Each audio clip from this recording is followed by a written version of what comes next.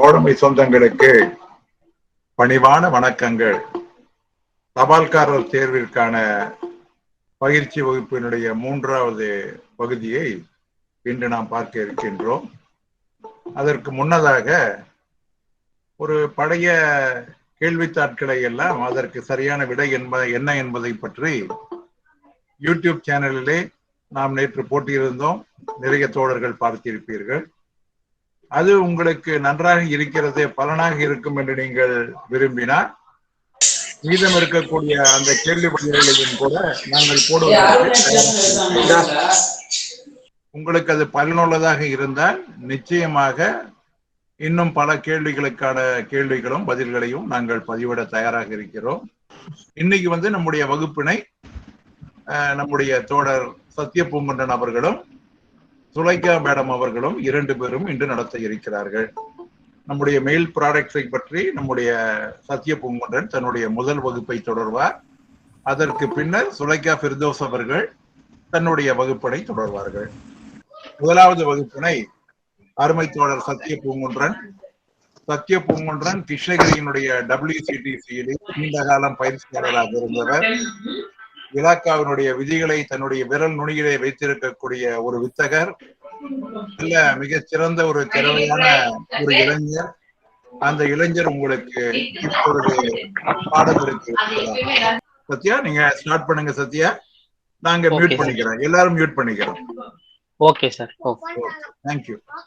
அனைவருக்கும் இனிய மாலை வணக்கம் நண்பர்களே. ஸோ இன்னைக்கு நாம இந்தியா போஸ்ட்ல இருக்கக்கூடிய மெயில் ப்ராடக்ட்ஸை பத்தி பார்க்க போறோம்.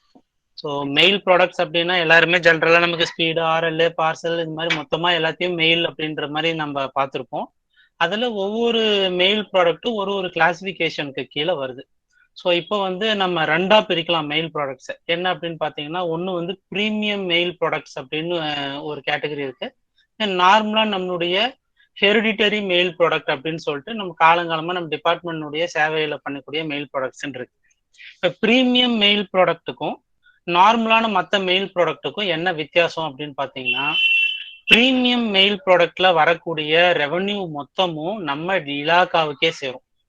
வேற நார்மல் நம்ம மெயில் ப்ராடக்ட்ஸ் எல்லாம் எடுத்தோம் அப்படின்னா அதில் வரக்கூடிய ரெவன்யூல சர்டன் பர்சன்டேஜ் தான் நம்ம வரும், சிலதெல்லாம் சப்சிடியா ரீஇம்பர்ஸ் பண்ற மாதிரி இருக்கும். ஸோ மெயில் ப்ராடக்ட் இருக்கு. ஸோ ஃபர்ஸ்ட் நாம் இன்னைக்கு ப்ரீமியம் மெயில் ப்ராடக்டை பத்தி, அதில் இருக்கக்கூடிய ப்ராடக்ட்ஸை பத்தி ஃபர்ஸ்ட் இப்போ பார்ப்போம். அடுத்தது டைம் இருந்ததுன்னா ரெகுலர் மெயில் ப்ராடக்ட்ஸுடைய இதையும் பார்ப்போம். ஸோ ஃபர்ஸ்ட் ப்ரீமியம் மெயில் ப்ராடக்ட்ஸ்ல 3 கைண்ட் ஆஃப் மெயில் ப்ராடக்ட்ஸ் நம்ம இப்போ ஹேண்டில் பண்ணிட்டு இருக்கோம். ஒன்று ஸ்பீட் போஸ்ட், அடுத்தது பிஸ்னஸ் பார்சல், 3வது லாஜிஸ்டிக் போஸ்ட். இது 3மே ப்ரீமியம் மெயில் ப்ராடக்ட்ஸ். இதற்கு நம்ம வாங்கக்கூடிய அந்த தொகை அப்படியே முழுவதும் நம்மளுடைய டிபார்ட்மெண்ட்டுக்கே சேரும். இதை நம்ம சென்ட்ரல் கவர்மெண்ட்டுக்கு சப்சிடியா ரீஇம்பர்ஸ்மெண்ட் பண்ண மாட்டோம். ஸ்பீட் போஸ்ட பத்தி பார்ப்போம். ஸ்பீட் போஸ்ட் ஃபர்ஸ்ட் நம்மளுடைய டிபார்ட்மெண்ட்ல லான்ச் பண்ண தேதி பாத்தீங்கன்னா ஆகஸ்ட் 1, 1986. ஸோ இந்த தேதியில தான் முதல்ல ஸ்பீட் போஸ்ட் நம்ம இலாக்கா கொண்டு வராங்க. ஸோ அந்த ஸ்பீட் போஸ்டினுடைய இதுவே பாத்தீங்கன்னா டைம் பவுண்ட் டெலிவரி அப்படின்ற ஒரு அட்ராக்டிவான ஒரு தீமை வச்சுதான் ஸ்பீட் போஸ்ட்ன்ற ப்ராடக்டே நம்ம டிபார்ட்மெண்ட் இம்ப்ளிமெண்ட் பண்ணாங்க. ஸோ டைம் பவுண்ட் டெலிவரியை என்ஷூர் பண்ணணும் அப்படின்னா டெலிவரி நார்ம்ஸ்ல சில ரிலாக்ஸேஷன்ஸ் தேவைப்படுது. இப்போ நம்ம ஒரு RL புக் பண்றோம் அப்படின்னா டைம் பவுண்ட் டெலிவரி RL-க்கும் உண்டு. பட் RL டெலிவரி பண்ணும்போது நமக்கு சில நார்ம்ஸ் இருக்கு. RL யார் பேருக்கு வந்திருக்கோ நம்ம அவங்களுக்கு தான் டெலிவரி பண்ணணும். அப்படி இல்லை அப்படின்னா அவங்க யாரையாவது ஆத்தரைஸ் பண்ணி ஒரு லெட்டர் கொடுத்துருந்தாங்க, ஆத்தரைசேஷன் இன்ஸ்ட்ரக்ஷன் லெட்டர் ஏதாவது கொடுத்துருந்தாங்கன்னா அந்த நபருக்கு தான் நம்ம டெலிவரி பண்ணணும். இந்த மாதிரி சில டேர்ம்ஸ் அண்ட் கண்டிஷன்ஸ் எல்லாம் நமக்கு RL டெலிவரி பண்ணும்போது இருக்கு. அதையும் இப்போ நம்ம சப்சிக்வெண்டா வரக்கூடிய வகுப்புகள்ல பார்ப்போம். ஸ்பீட் போஸ்ட்டுக்கு மட்டும் நம்ம இப்ப என்ன பண்ணிட்டு இருக்கோம், அட்ரஸ் பேஸ்டு டெலிவரி தான் ஸ்பீட் போஸ்ட்டுக்கு பண்றோம். இதுவே RL-க்கு எடுத்துக்கிட்டீங்க, RL-ஓ இல்ல பார்சலோ இல்ல மற்ற மெயில் ப்ராடக்ட்ஸ் எடுத்துக்கிட்டீங்க அப்படின்னா அது எல்லாமே addressee based delivery. Addressee based டெலிவரிக்கும் அட்ரஸ் பேஸ்டு டெலிவரிக்கும் வித்தியாசம் இருக்கு. அட்ரஸி பேஸ்டு டெலிவரி அப்படின்னா எந்த நபருக்கு அந்த தபால் புக் பண்ணப்பட்டிருக்கோ யாருக்கு போய் சேரணுமோ அந்த நபர்கிட்ட மட்டும்தான் அந்த தபாலை டெலிவரி பண்ணணும். இது addressee based delivery. Address based delivery அப்படின்றது தான் ஸ்பீட் போஸ்டினுடைய கான்செப்ட். அந்த அட்ரஸ்ல யார் இருந்தாலும் அவங்க கிட்ட நாம ஸ்பீட் போஸ்ட டெலிவரி பண்ணலாம். இந்த ரிலாக்ஸேஷனை ஏன் கொடுத்துருக்காங்க அப்படின்னா அது வந்து டைம் பவுண்ட் டெலிவரி அப்படின்ற அந்த தீமை அச்சீவ் பண்ணணும் அப்படின்றதுக்காக தான் அட்ரஸ் பேஸ்டு டெலிவரி அப்படின்ற கான்செப்டை ஸ்பீட் போஸ்ட்டுக்கு ஒரு ரிலாக்ஸேஷனா கொடுத்துருக்காங்க. ஸோ இதுதான் நமக்கு ஸ்பீட் போஸ்டனுடைய ஃபர்ஸ்ட் தீம்ங்க. ரெண்டாவது ஸ்பீட் போஸ்ட் இப்போ நம்ம ஒரு நார்மல் லெட்டர் எடுத்துக்கிட்டோம் அப்படின்னா ஒரு லெட்டர் வந்து மேக்ஸிமம் 2 கிலோவுக்கு மேல புக் பண்ண முடியாது. அந்த மாதிரி ஒரு கேட்டகரி ஆஃப் மெயிலுக்கும் மேக்ஸிமம் இவ்வளவு வெயிட் தான் புக் பண்ணணும் அப்படின்னு சொல்லி இருக்கு. ஸ்பீட் போஸ்ட்டை பொறுத்த வரைக்கும் ஸ்பீட் போஸ்ட்டுக்கு மேக்ஸிமம் 35 kgs வரைக்கும் நாம புக் பண்ணலாம். ஒரு இண்டிவிஜுவல் ஸ்பீட் போஸ்ட் ஆர்டிகிளுடைய வெயிட் வந்து மேக்ஸிமம் 35 kgs இருக்கலாங்க. ரைட். அடுத்தது ஒன் இந்தியா ஒன் ரேட் அப்படின்னு சொல்லிட்டு இன்னொரு ஒரு கேப்டிவான ஒரு திட்டத்தை வந்து நம்ம இலாக்கா வந்து அறிவிச்சாங்க. எப்போ அப்படின்னா 21 August 2006 one India one rate அப்படின்ற சர்வீஸை கொண்டு வராங்க. ஸோ நமக்கு ஃபர்ஸ்ட் ஸ்பீட் போஸ்ட் லான்ச் ஆனது பார்த்தீங்கன்னா 1 August 1986. One India one rate அப்படின்ற புது வகையான ஒரு ஒரு ஒரு ஒரு ஸ்கீமை கொண்டு வந்தது வந்து 21 ஆகஸ்ட் 2006.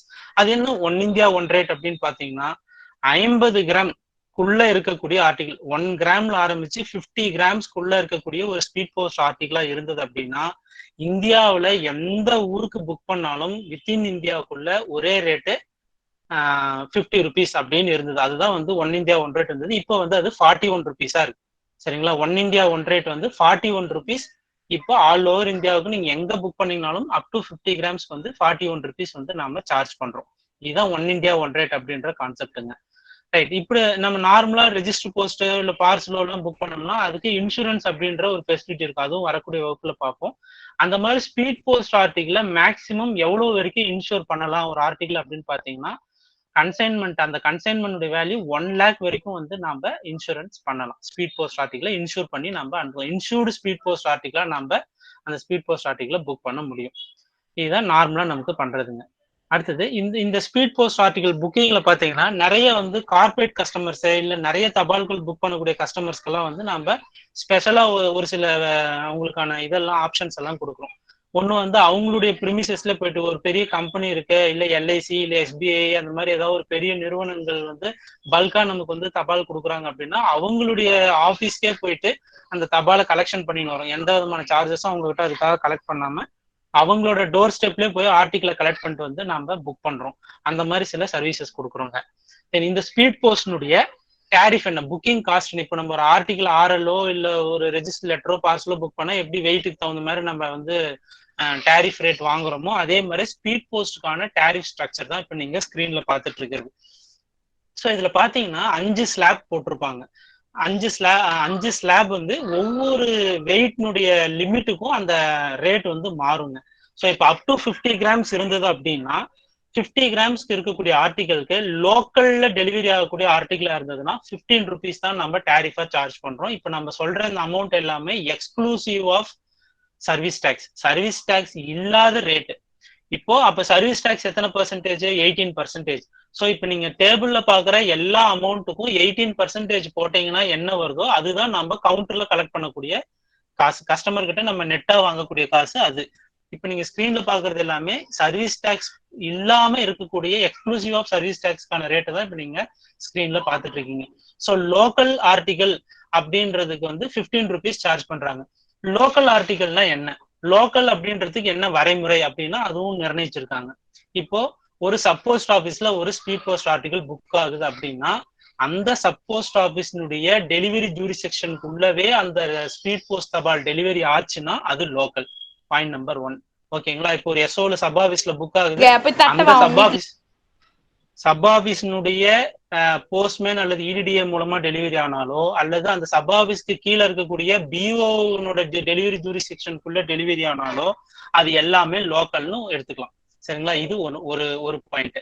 ரெண்டாவது, இதுவே ஒரு ஹெட் போஸ்ட் ஆபீஸ்ல போய் புக் ஆகுது அப்படின்னு வச்சுக்கிட்டீங்கன்னா அந்த ஹெட் போஸ்ட் ஆபீஸ் இன்கேஸ் ஒரு முனிசிபாலிட்டி லிமிட்டுக்குள்ள அந்த ஹெட் போஸ்ட் ஆபீஸ் இருக்கு, ரூரல்ல இருக்கக்கூடிய ஒரு ஹெட் போஸ்ட் ஆபீஸ் அப்படின்னா முனிசிபாலிட்டியோட லிமிட்ல இருக்கு அப்படின்னா அந்த முனிசிபாலிட்டி லிமிட்டுக்குள்ள டெலிவரி, முனிசிபாலிட்டி லிமிட் எது வரைக்கும்னு டிஸ்கிரைப் பண்ணியிருக்காங்களோ அது வரைக்கும் இருக்கிற எல்லாமே லோக்கல் அப்படின்னு சொல்றோம். இன்கேஸ் ஒரு சிட்டி, சேலம், திருச்சி அந்த மாதிரி ஒரு சிட்டியா இருந்ததுன்னா சிட்டி லிமிட்டுக்குள்ள வந்து எங்க டெலிவரி ஆனாலும் அதே லோக்கல் இதுக்கான டேரிஃப். இன்கேஸ் மெட்ரோபாலிட்டன் சிட்டிஸா இருக்கு, சென்னை அந்த மாதிரி மெட்ரோபாலிட்டன் சிட்டியா இருந்தது அப்படின்னா அந்த மாதிரி சிட்டிஸ்ல இப்ப நீங்க சென்னை எடுத்துக்கிட்டீங்கன்னா சென்னைக்குள்ளேயே 3 டிவிஷன் 4 டிவிஷன் கூட இருக்கும். ஸோ அப்ப வந்து அங்க ஒவ்வொரு போஸ்ட் ஆபீஸ் அல்லது ஒரு டிவிஷனுக்கும் லோக்கல் அப்படின்றதுக்கு எந்தெந்த பின்கோட்லாம் லோக்கல்ல வந்து நீங்க எடுத்துக்கலாம் அப்படின்னு சொல்லிட்டு அந்த டிவிஷனல் சூப்பர்டென்ட் ஆத்தரைஸ் பண்ணுவாங்க. அது எல்லாமே லோக்கல் டெலிவரி அப்படின்னு சொல்லி எடுத்துப்பாங்க. இது எல்லா டேரிஃப் அந்த லோக்கலுக்கான லிமிட்டுமே ஆட்டோமேட்டிக்கா சாஃப்ட்வேர்ல கான்ஃபிகர் பண்ணி தான் கொடுப்பாங்க. ஸோ அந்த மெட்ரோபாலிட்டன் சிட்டிஸ் பொறுத்த வரைக்கும் அங்க வந்து மெட்ரோபாலிட்டன் சிட்டியோட லிமிட் பாத்தீங்கன்னா 3 டிவிஷன் கூட அந்த மெட்ரோபாலிட்டன் சிட்டியோட லிமிட்ல வந்து கவர் ஆயிருக்கும். ஸோ அந்த மாதிரி நேரங்கள்ல லோக்கல் அப்படின்றத அந்தந்த டிவிஷன் சூப்பர்டென்ட் வரையறுத்திருப்பாங்க, அதை லோக்கல்னு எடுத்துக்கலாம். நம்ம ரூரல் சைடை பொறுத்த வரைக்கும் எஸ்ஓனா எஸ்ஓல புக் ஆகி அந்த எஸ்ஓ பிளஸ் பிஓக்குள்ள டெலிவரி ஆனா லோக்கல், ஹெச்ஓவா இருந்ததுன்னா அந்த முனிசிபாலிட்டி அல்லது சிட்டி லிமிட்குள்ள டெலிவரி ஆச்சுன்னா அது லோக்கல்ங்க. இது ஒண்ணுங்க. அடுத்தது லோக்கல் முடிஞ்சு அப் டு 200 கிலோமீட்டர்ஸ் அந்த ஆர்டிகல் 50 கிராம்ஸ்குள்ள இருக்கிற ஆர்டிகல் போச்சு அப்படின்னா 35 rupees பிளஸ் சர்வீஸ் டேக்ஸ். நீங்க சர்வீஸ் டேக்ஸ் போட்டீங்கன்னா கரெக்டா 41 ரூபா 30 பைசா வரும். ஸோ இதுதான் நமக்கு நாம புக் பண்ணும்போது வரக்கூடிய அமௌண்ட். ஸோ நீங்க இப்ப பாக்குறது எல்லாமே எக்ஸ்க்ளூசிவா சர்வீஸ் டேக்ஸ். அடுத்து 201 கிலோமீட்டர்ல இருந்து 1000 கிலோமீட்டருக்குள்ள இருந்ததுன்னா ரேட் என்ன? இப்ப நீங்க ஸ்கிரீன்ல பாருங்க, first 50 grams up to 50 grams மட்டும் பாத்தீங்கன்னா லோக்கலை தவிர மீதி எல்லா காலம்லயுமே 35 rupees தான் போட்டிருப்பான். இதுதான் ஒன் இந்தியா ஒன் ரேட்னு சொல்றோம். ஸோ அப் டு 50 கிராம்ஸ்குள்ள இருந்ததுன்னா இந்தியா ஃபுல்லா எங்க போய் அந்த ஆர்டிகல் டெலிவரி ஆனாலும் 41 ரூபா 30 பைசா தான் நம்ம கலெக்ட் பண்ண போறோம். ரைட்டுங்களா? அடுத்தது 50 கிராமுக்கு மேல அப் டு 200 கிராம்ஸ்குள்ள இருந்ததுன்னா அதுக்கு என்ன ரேட், அதையும் நீங்க ஸ்கிரீன்ல இதுக்கெல்லாம் ஆப்ஷனே இல்லை, நீங்க மெமரைஸ் தான் பண்ணிக்கணும். சரிங்களா? இந்த டேரிஃப் ரேட்டை நீங்க மெமரைஸ் தான் பண்ணிக்கணும். இப்ப நீங்க ஸ்கிரீன்ல பாக்குறது எல்லாமே exclusive of service tax. Right? இப்போ நம்ம ஒரு ரெஜிஸ்டர் லெட்டரோ இல்ல ஒரு ரெஜிஸ்டர்ட் பார்சலோ புக் பண்றோம் அப்படின்னா அதுக்கு அக்னாலஜ்மெண்ட் வச்சோம்னா எக்ஸ்ட்ராவா 3 rupees நம்ம அக்னாலஜ்மெண்ட் ஃபீஸ்ன்னு சொல்லி சார்ஜ் பண்றோம். அதே மாதிரி ஸ்பீட் போஸ்ட்டுக்கும் நம்ம ஒரு அக்னாலஜ்மெண்ட் கொடுக்குறோம். அதுக்கு என்ன பேர் சொல்றோம் அப்படின்னா ப்ரூஃப் ஆஃப் டெலிவரி, பிஓடி அப்படின்னு சொல்லுவாங்க. ஜென்ரலா ப்ரூஃப் ஆஃப் டெலிவரி அப்படின்னு சொல்லுவோம். அந்த மாதிரி இந்த ப்ரூஃப் ஆஃப் டெலிவரின்றது ஒன்றும் இல்லை, அக்னாலஜ்மெண்ட். ஸ்பீட் போஸ்ட்னுடைய அக்னாலஜ்மெண்ட் பேர் தான் ப்ரூஃப் ஆஃப் டெலிவரின்னு சொல்றோம். ஸோ இப்போ இந்த ப்ரூஃப் ஆஃப் டெலிவரியே இன்கேஸ் கஸ்டமர் வேணும் அப்படின்னு விருப்பப்பட்டாருன்னா அதுக்கான சார்ஜஸ் வந்து 10 rupees plus service tax. Again நீங்க சர்வீஸ் டேக்ஸ்ன்றது 18%. ஸோ 10 rupees 18% போட்டீங்கன்னா உங்களுக்கு 2 ரூபாய் வரும். ஸோ டோட்டலா கஸ்டமர் பே பண்றது 12 rupees மாதிரி நமக்கு பே பண்ணுவார். உங்களுக்கு கொஸ்டின்ல எப்படி கேட்கறாங்க அப்படின்றத கொஞ்சம் தெளிவா பாத்துக்கோங்க. ஆப்ஷன்ல 10 ரூபாயும் கொடுத்து 12 ரூபாயும் கொடுக்கறதுக்கு வாய்ப்பே இல்லை. ஸோ அது நீங்க எந்த மாதிரி ஆன்சர்ஸ் உங்களுக்கு வந்து ஆப்ஷன்ல கொடுக்குறாங்களோ அது நீங்க ஜிஎஸ்டியோட கொடுத்துருக்காங்களா இல்லை வித்தவுட் ஜிஎஸ்டி கொடுத்துருக்காங்களான்றத நீங்க பார்த்து ஆன்சர் பண்ணிக்கோங்க. ஸோ ப்ரூஃப் ஆஃப் டெலிவரிக்கு 10 rupees சர்வீஸ் சார்ஜஸ் வந்து கஸ்டமர் பே பண்ணணும். ஸோ ஸ்பீட் போஸ்ட்னுடைய நார்மல் ஸ்பீட் போஸ்ட் லெட்டர் அல்லது ஸ்பீட் போஸ்ட் பார்சல்னுடைய டேரிஃப் வந்து இப்போ நீங்க ஸ்கிரீன்ல பாக்குறது தான். ரைட்டுங்களா? அடுத்தது டிஸ்கவுண்ட் ஸ்ட்ரக்சர். இப்போ நார்மலா இந்த மாதிரி புக் பண்ணிட்டே இருக்காங்க. இப்போ கவுண்டர்ல ஒரு கஸ்டமர் திடீர்னு வராரு, ஒரு 200 ஸ்பீட் போஸ்ட் ஆர்டிகல் இல்ல ஒரு 300 ஸ்பீட் போஸ்ட் ஆர்டிகல் இல்ல ஒரு 50 ஸ்பீட் போஸ்ட் ஆர்டிகலை கூட கொடுக்கட்டுமே. அவர் வந்து நார்மலா கவுண்டர்ல வந்து அப்ரோச் பண்ணக்கூடிய ஒரு ரீட்டைல் கஸ்டமர். அவர் வந்து கவுண்டர்ல நமக்கு ஒரு ஸ்பீட் போஸ்ட் பல்கா ஒரு 100 ஆர்டிகளோ 50 ஆர்டிகளோ நமக்கு கொடுக்கும்போது அந்த டோட்டல் ஸ்பீட் போஸ்ட் புக்கிங்னுடைய ரெவன்யூ இப்போ ஒரு ஆர்டிகளுக்கு 41 ரூபான்னு வச்சுக்கோங்க ஒரு எடுத்துக்காட்டுக்கு. அந்த மாதிரி ஒரு 100 ஆர்டிகல் கொடுக்குறாரு. அப்ப நமக்கு 4100 ரூபாய் நமக்கு ரெவன்யூ வருதுன்னு வச்சுக்கோங்க அந்த பர்டிகுலர் கஸ்டமர் கிட்ட இருந்து. இப்போ அந்த கஸ்டமருக்கு நம்ம ஒரு டிஸ்கவுண்ட் ஸ்ட்ரக்சர் கொடுக்குறோம். ஸோ அது அந்த டிஸ்கவுண்ட் ஸ்ட்ரக்சர் எலிஜிபிள் ரேட் என்ன அப்படின்னு பாத்தீங்கன்னா கஸ்டமர் கொடுக்கக்கூடிய அந்த ஸ்பீட் போஸ்ட் ஆர்டிகல்னுடைய வேல்யூ மீன்ஸ் நமக்கு வரக்கூடிய ரெவன்யூ வந்து 2000க்கு மேல அப் டு 1 lakhக்குள்ள எவ்வளவு இருந்தாலும் 5% டிஸ்கவுண்ட் வந்து அந்த கஸ்டமருக்கு நம்ம கொடுக்குறோம். இந்த டைப் நீங்க பார்க்கக்கூடிய இந்த டிஸ்கவுண்ட் ரேட் அப்படின்றது கவுண்டர்ல வந்து டைரக்டா வந்து நம்ம கிட்ட அப்ரோச் பண்ணி புக் பண்ணக்கூடிய ஒரு ரீட்டைல் கஸ்டமருக்கான டிஸ்கவுண்ட் ஸ்ட்ரக்சர். அதே மாதிரி அந்த அவர் வந்து நம்ம டிபார்ட்மெண்ட் கிட்ட ஒரு கார்பரேட் கஸ்டமராவோ இல்ல ஒரு அக்ரிமெண்ட் சைன் பண்ண கஸ்டமராலாம் கிடையாது. கவுண்டர்ல ஜஸ்ட் லைக் தட்னு வந்து புக் பண்றாரு. திடீர்னு அவருக்கு ஏதோ ஒரு ஸ்பீட் போஸ்ட் புக் பண்ணணும் பல்கா வந்து புக் பண்றாரு. அந்த மாதிரி கஸ்டமர்ஸ்க்கு தான் இந்த டிஸ்கவுண்ட் டேரிஃப் ரேட் வந்து இப்ப நீங்க ஸ்கிரீன்ல பாக்குறது. ஸோ வாக்இன் கஸ்டமர்ஸ் அப்படின்னு அவங்க சொல்றோம். ரீட்டைல் கஸ்டமர்ஸ் அல்லது வாக்இன் கஸ்டமர்ஸ் சொல்லிக்கலாம். அவங்களுக்கு வந்து 2000ல இருந்து 1 lakhக்குள்ள அவங்களுடைய ஸ்பீட் போஸ்ட் ஆர்டிகல் மூலமா நமக்கு வரக்கூடிய ரெவன்யூ இருந்தது அப்படின்னா 5% டிஸ்கவுண்ட். அதுவே 1 லட்சம் ரூபாய்க்கு மேல அந்த ரெவன்யூ போச்சு, கஸ்டமர் கொடுக்குற ஆர்டிகளோட ரெவன்யூ போச்சு அப்படின்னா அப்போ 10% டிஸ்கவுண்ட் வந்து அந்த கஸ்டமருக்கு கொடுக்குறோம். இதுல என்ன ஒரு கண்டிஷன் அப்படின்னா அப்படி புக் ஆகக்கூடிய அந்த ஸ்பீட் போஸ்ட் ஆர்டிகல் எல்லாத்துலயுமே சென்டர் அட்ரஸ் ஒன்னாதான் இருக்கும். ஒருத்தர் நிறைய பேருக்கு ஸ்பீட் போஸ்ட் ஆர்டிகல் அனுப்பணும். அந்த மாதிரி கேட்டகரிக்கு மட்டும்தான் இந்த டிஸ்கவுண்ட் ரேட் அப்ளிகபிள். இப்போ 50 speed post article 100 speed post article கொண்டு வராரு, ஆனா எல்லாத்துலயுமே ஃப்ரம் அட்ரஸ் வேற 2 அட்ரஸ் வேறன்னா அந்த கஸ்டமருக்கு இந்த டேரிஃப் ரேட் டிஸ்கவுண்ட் ரேட் வந்து எலிஜிபிலிட்டி கிடையாது. ஃப்ரம் அட்ரஸ் சென்டர்ஸ் அட்ரஸ் வந்து ஒன்னாவே இருக்கணும். ஃபார் எக்ஸாம்பிள் ஒரு லாயர் இருக்காரு, இல்லையா ஒரு இன்கம் டேக்ஸ் டிபார்ட்மெண்ட் இருக்கு, திடீர்னு அவங்க எல்லா அவங்களுடைய கஸ்டமர்ஸ்க்கும் அல்லது இன்கம் டேக்ஸ் பேயர்ஸ்க்கெல்லாம் வந்து திடீர்னு ஒரு ஸ்பீட் போஸ்ட்ல ஒரு நோட்டீஸ் அனுப்புறாங்க அப்படின்னா அப்ப ஃப்ரம் அட்ரஸ் ஒன்னா தான் இருக்கும், டூ அட்ரஸ் வேற வேறையா இருக்கும். இந்த மாதிரி ஒரு கஸ்டமரா இருந்தா மட்டும்தான் உங்களுக்கு இந்த டிஸ்கவுண்ட் டாரிஃப் ரேட் வந்து பொருந்தும். ரைட்டுங்களா? அடுத்தது இதுல ஸ்பீட் போஸ்ட்க்குன்னு சொல்லிட்டு நம்ம இப்போ ஸ்பீட் போஸ்ட்னுடைய அறிமுகப்படுத்தப்பட்ட கான்செப்டே வந்து டைம் பவுண்ட் டெலிவரி அப்படின்னு சொல்றோம். அப்படின்னா என்ன டைம் பவுண்ட் டெலிவரி? நம்ம ஒரு ஆர்எல்லுக்கும் ஸ்பீடுக்கும் என்ன அப்படி டைம் டிஃபரன்சியேஷன் வந்து கொடுக்குறோம், ஸ்பீட் போஸ்ட்டுக்கு என்ன முக்கியத்துவம் கொடுக்குறோம் அப்படின்றதுதான் நீங்க ஸ்கிரீன்ல பாக்குறீங்க. லோக்கல் அப்படின்னு நம்ம சொன்னோம். லோக்கல்னா என்ன கிரைட்டீரியான்னு நான் உங்களுக்கு முன்னவே சொன்னேன். முனிசிபாலிட்டியா இருந்ததுன்னா முனிசிபாலிட்டியோட லிமிட், சிட்டியா இருந்தா சிட்டி லிமிட், இன்கேஸ் சப் ஆபீஸா இருந்தா சப் ஆபீஸ் பிளஸ் அதனுடைய பிஓ, இதெல்லாம் ஒரு லிமிட். இதே மெட்ரோபாலிட்டன் சிட்டியா இருந்தா கீழே பாருங்க with identified pin codes for metro cities அப்படின்னு கொடுப்பான். ஸோ இந்த ஐடென்டிஃபைடு பின்கோட் யார் அந்த பின்கோட்ஸ் எல்லாம் ஐடென்டிஃபை பண்றாங்கன்னா அந்த டிவிஷனல் சூப்பர்டென்ட். ஸோ அவர் எந்தெந்த பின்கோட் எல்லாம் இந்த போஸ்ட் ஆஃபீஸ்க்கு வந்து லோக்கல்னு அவர் டெசிக்னேட் பண்றாரோ அது எல்லாமே local for that post office in metro cities. நம்மள மாதிரி ரூரல் சிட்டிஸ்க்கோ ரூரல் டவுன்ஸ்க்கோ கிடையாது. ரைட், இதுதான் லோக்கலுக்கான கண்டிஷன். அப்போ ஒரு ஆர்டிகல் புக் ஆச்சு அப்படின்னா ஸ்பீட் போஸ்ட் ஆர்டிகல் லோக்கல் ஆர்டிகலா இருந்ததுன்னா வித்தின் 2 daysல அந்த ஆர்டிகல் டெலிவரி ஆகும். ஸோ 1 to 2 days தான் average time taken for delivery. Metro to metro, ஒரு மெட்ரோபாலிட்டன் சிட்டியில புக் ஆகி இன்னொரு மெட்ரோபாலிட்டன் சிட்டியில அது டெலிவரி ஆக போகுது. இப்ப சென்னையில புக் ஆகி மும்பைல டெல்லியில டெலிவரி ஆகுது, இல்ல மும்பைல டெலிவரி ஆகுதுன்னா அப்போ அந்த மாதிரி மெட்ரோபாலிட்டன் சிட்டி டு இன்னொரு மெட்ரோ சிட்டியில போய் டெலிவரி ஆகிறப்போ 1 to 3 days, மினிமம் ஒரு நாள், மேக்சிமம் 3 நாளுக்குள்ள டெலிவரி ஆகும். ஒரு ஸ்டேட் கேபிட்டல்ல இருந்து இன்னொரு ஸ்டேட் கேபிட்டல், இது எல்லாமே ரூரல் கிடையாது, எல்லாமே அர்பன் ஏரியாவை கவர் பண்றது, நல்லா பாருங்க. ஸோ ஒரு ஸ்டேட் கேபிட்டல்ல இருந்து இன்னொரு ஸ்டேட் கேபிட்டல்ல போய் டெலிவரி ஆகுது அப்படின்னா அப்போ 1 to 4 days. இப்ப வித்தின் ஸ்டேட் தமிழ்நாட்டுல புக் ஆகி தமிழ்நாட்டுக்குள்ளவே ஏதோ ஒரு ஊர்ல போய் டெலிவரி ஆகுது அப்படின்னா மேக்சிமம் 4 days, 1ல இருந்து 4 நாளுக்குள்ள, மினிமம் ஒரு நாள், மேக்சிமம் 4 நாளுக்குள்ள போய் டெலிவரி ஆகும். தென் ரெஸ்ட் ஆஃப் த கண்ட்ரி, இப்ப ஸ்டேட் டு ஸ்டேட் கேபிட்டல் இல்லாம அல்லது மெட்ரோபாலிட்டன் சிட்டில இருந்து இன்னொரு மெட்ரோபாலிட்டன் சிட்டியினுடைய ஹெட் குவார்டருக்கு இல்லாம ரெஸ்ட் ஆஃப் த கண்ட்ரி மீதி இருக்கக்கூடிய எந்த ஊருக்கா இருந்தாலும் மேக்சிமம் 5 நாளைக்குள்ள அந்த ஸ்பீட் போஸ்ட் ஆர்டிகல் டெலிவரி ஆகணும். இதெல்லாம் நாம கொடுக்குற அஷூரன்ஸுங்க. சரிங்களா? இப்போ லோக்கல்னா நாங்க 2 நாள்ல டெலிவரி பண்ணிடுவோம், சேம் ஸ்டேட்னா 4 நாளைக்குள்ள டெலிவரி பண்ணிடுவோம்னு சொல்லி நாம ஒரு அஷூரன்ஸ் கொடுக்குறோம். இன்கேஸ் அந்த அஷூரன்ஸை நம்மளால மீட் அவுட் பண்ண முடியல, நம்ம டிபார்ட்மெண்ட் வந்து லோக்கல்னா 2 நாள்ல டெலிவரி பண்றேன்னு சொல்லுது, இல்ல ஒரு ஸ்டேட்குள்ள தமிழ்நாடுக்குள்ள புக் ஆகி தமிழ்நாடுக்குள்ள டெலிவரி ஆகுறது 4 நாள்ல பண்ணிடுவோம் அப்படின்னு சொல்றோம். ஒரு கஸ்டமருக்கு வந்து 4 நாளுக்குள்ள ஆகல, 5வது நாளோ அல்லது 6வது நாளோ தான் போய் அந்த கஸ்டமருக்கு வந்து அந்த தபால் ரீச் ஆகுதுன்னு வச்சுக்கோங்க. அப்படி ரீச் ஆகுறதுக்கான ரீசன் என்னவா இருக்கலாம் அப்படின்னு பாத்தீங்கன்னா நம்மளுடைய ஸ்டார்டிங்லயோ அல்லது ஏதாவது நம்மளுடைய டிபார்ட்மெண்ட்டுடைய தப்பு அதுல ஏதாவது இருந்தது அப்படின்னா நாம அந்த கஸ்டமர் கிளைம் பண்ணும் பட்சத்துல அவங்களுக்கு காம்பன்சேஷன் பே பண்ணணும். சரிங்களா? டைம் பவுண்ட் டெலிவரின்னு சொல்லியிருந்தோம்.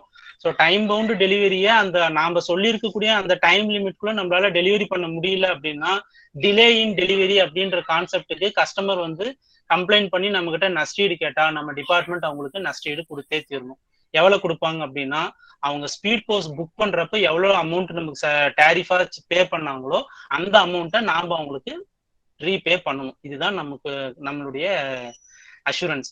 ஓகேங்களா? ஸோ டைம் அந்த லிமிட்டுக்கு அந்த இப்போ இந்த 4 நாளுக்குள்ள ஒரு ஸ்டேட்குள்ள டெலிவரி ஆகணும்னு ஃபார் எக்ஸாம்பிள் எடுத்துக்கிறோம். இப்போ இந்த 4 நாளுக்குள்ள டெலிவரி ஆகிறதுக்கான ரீசன் சப்போஸ் அந்த கஸ்டமர் வந்து 2 அட்ரஸ் ஒழுங்கா எழுதாம விடுறாரு, பின்கோடு போடல, டோர் நம்பர் போடல, இந்த மாதிரி கஸ்டமர் எண்ட்ல தப்பு இருந்தது அப்படின்னா அதுக்கு நாம அந்த டேரிஃபை வந்து ரீபே பண்றது அல்லது டிலே இன் டெலிவரி சார்ஜஸ் வந்து அந்த மாதிரி கேசஸ்ல நாம கொடுக்க மாட்டோம். நம்ம டிபார்ட்மெண்ட்டுடைய ஷார்ட்டிங்லயோ பேக்கிங்லயோ ஏதாவது தப்பு நடந்து அதனால டிலே ஆயிருந்தா மட்டும்தான் அந்த ரீபேமெண்ட் ஆஃப் டேரிஃப் சார்ஜஸை வந்து நம்ம கொடுக்குறோம், டிலே இன் டெலிவரி அப்படின்ற கான்செப்ட். ஓகேங்களா? ஸோ இப்போ லோக்கல்னா எவ்வளவு நாள், மெட்ரோ டு மெட்ரோ, இந்த இதுவும் கொஞ்சம் நீங்க ஞாபகம் வச்சுக்கணும், கொஞ்சம் பார்த்துக்கோங்க. அடுத்தது இப்போ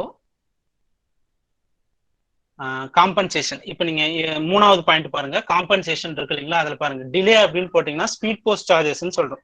ஸோ அப்போ டிலே இன் டெலிவரியா இருந்ததுன்னா ஆக்சுவல் ஸ்பீட் போஸ்ட் சார்ஜஸ் அவங்க என்ன பே பண்ணாங்களோ அதை நம்ம அவங்களுக்கு ரீபே பண்ணிடுறோம்.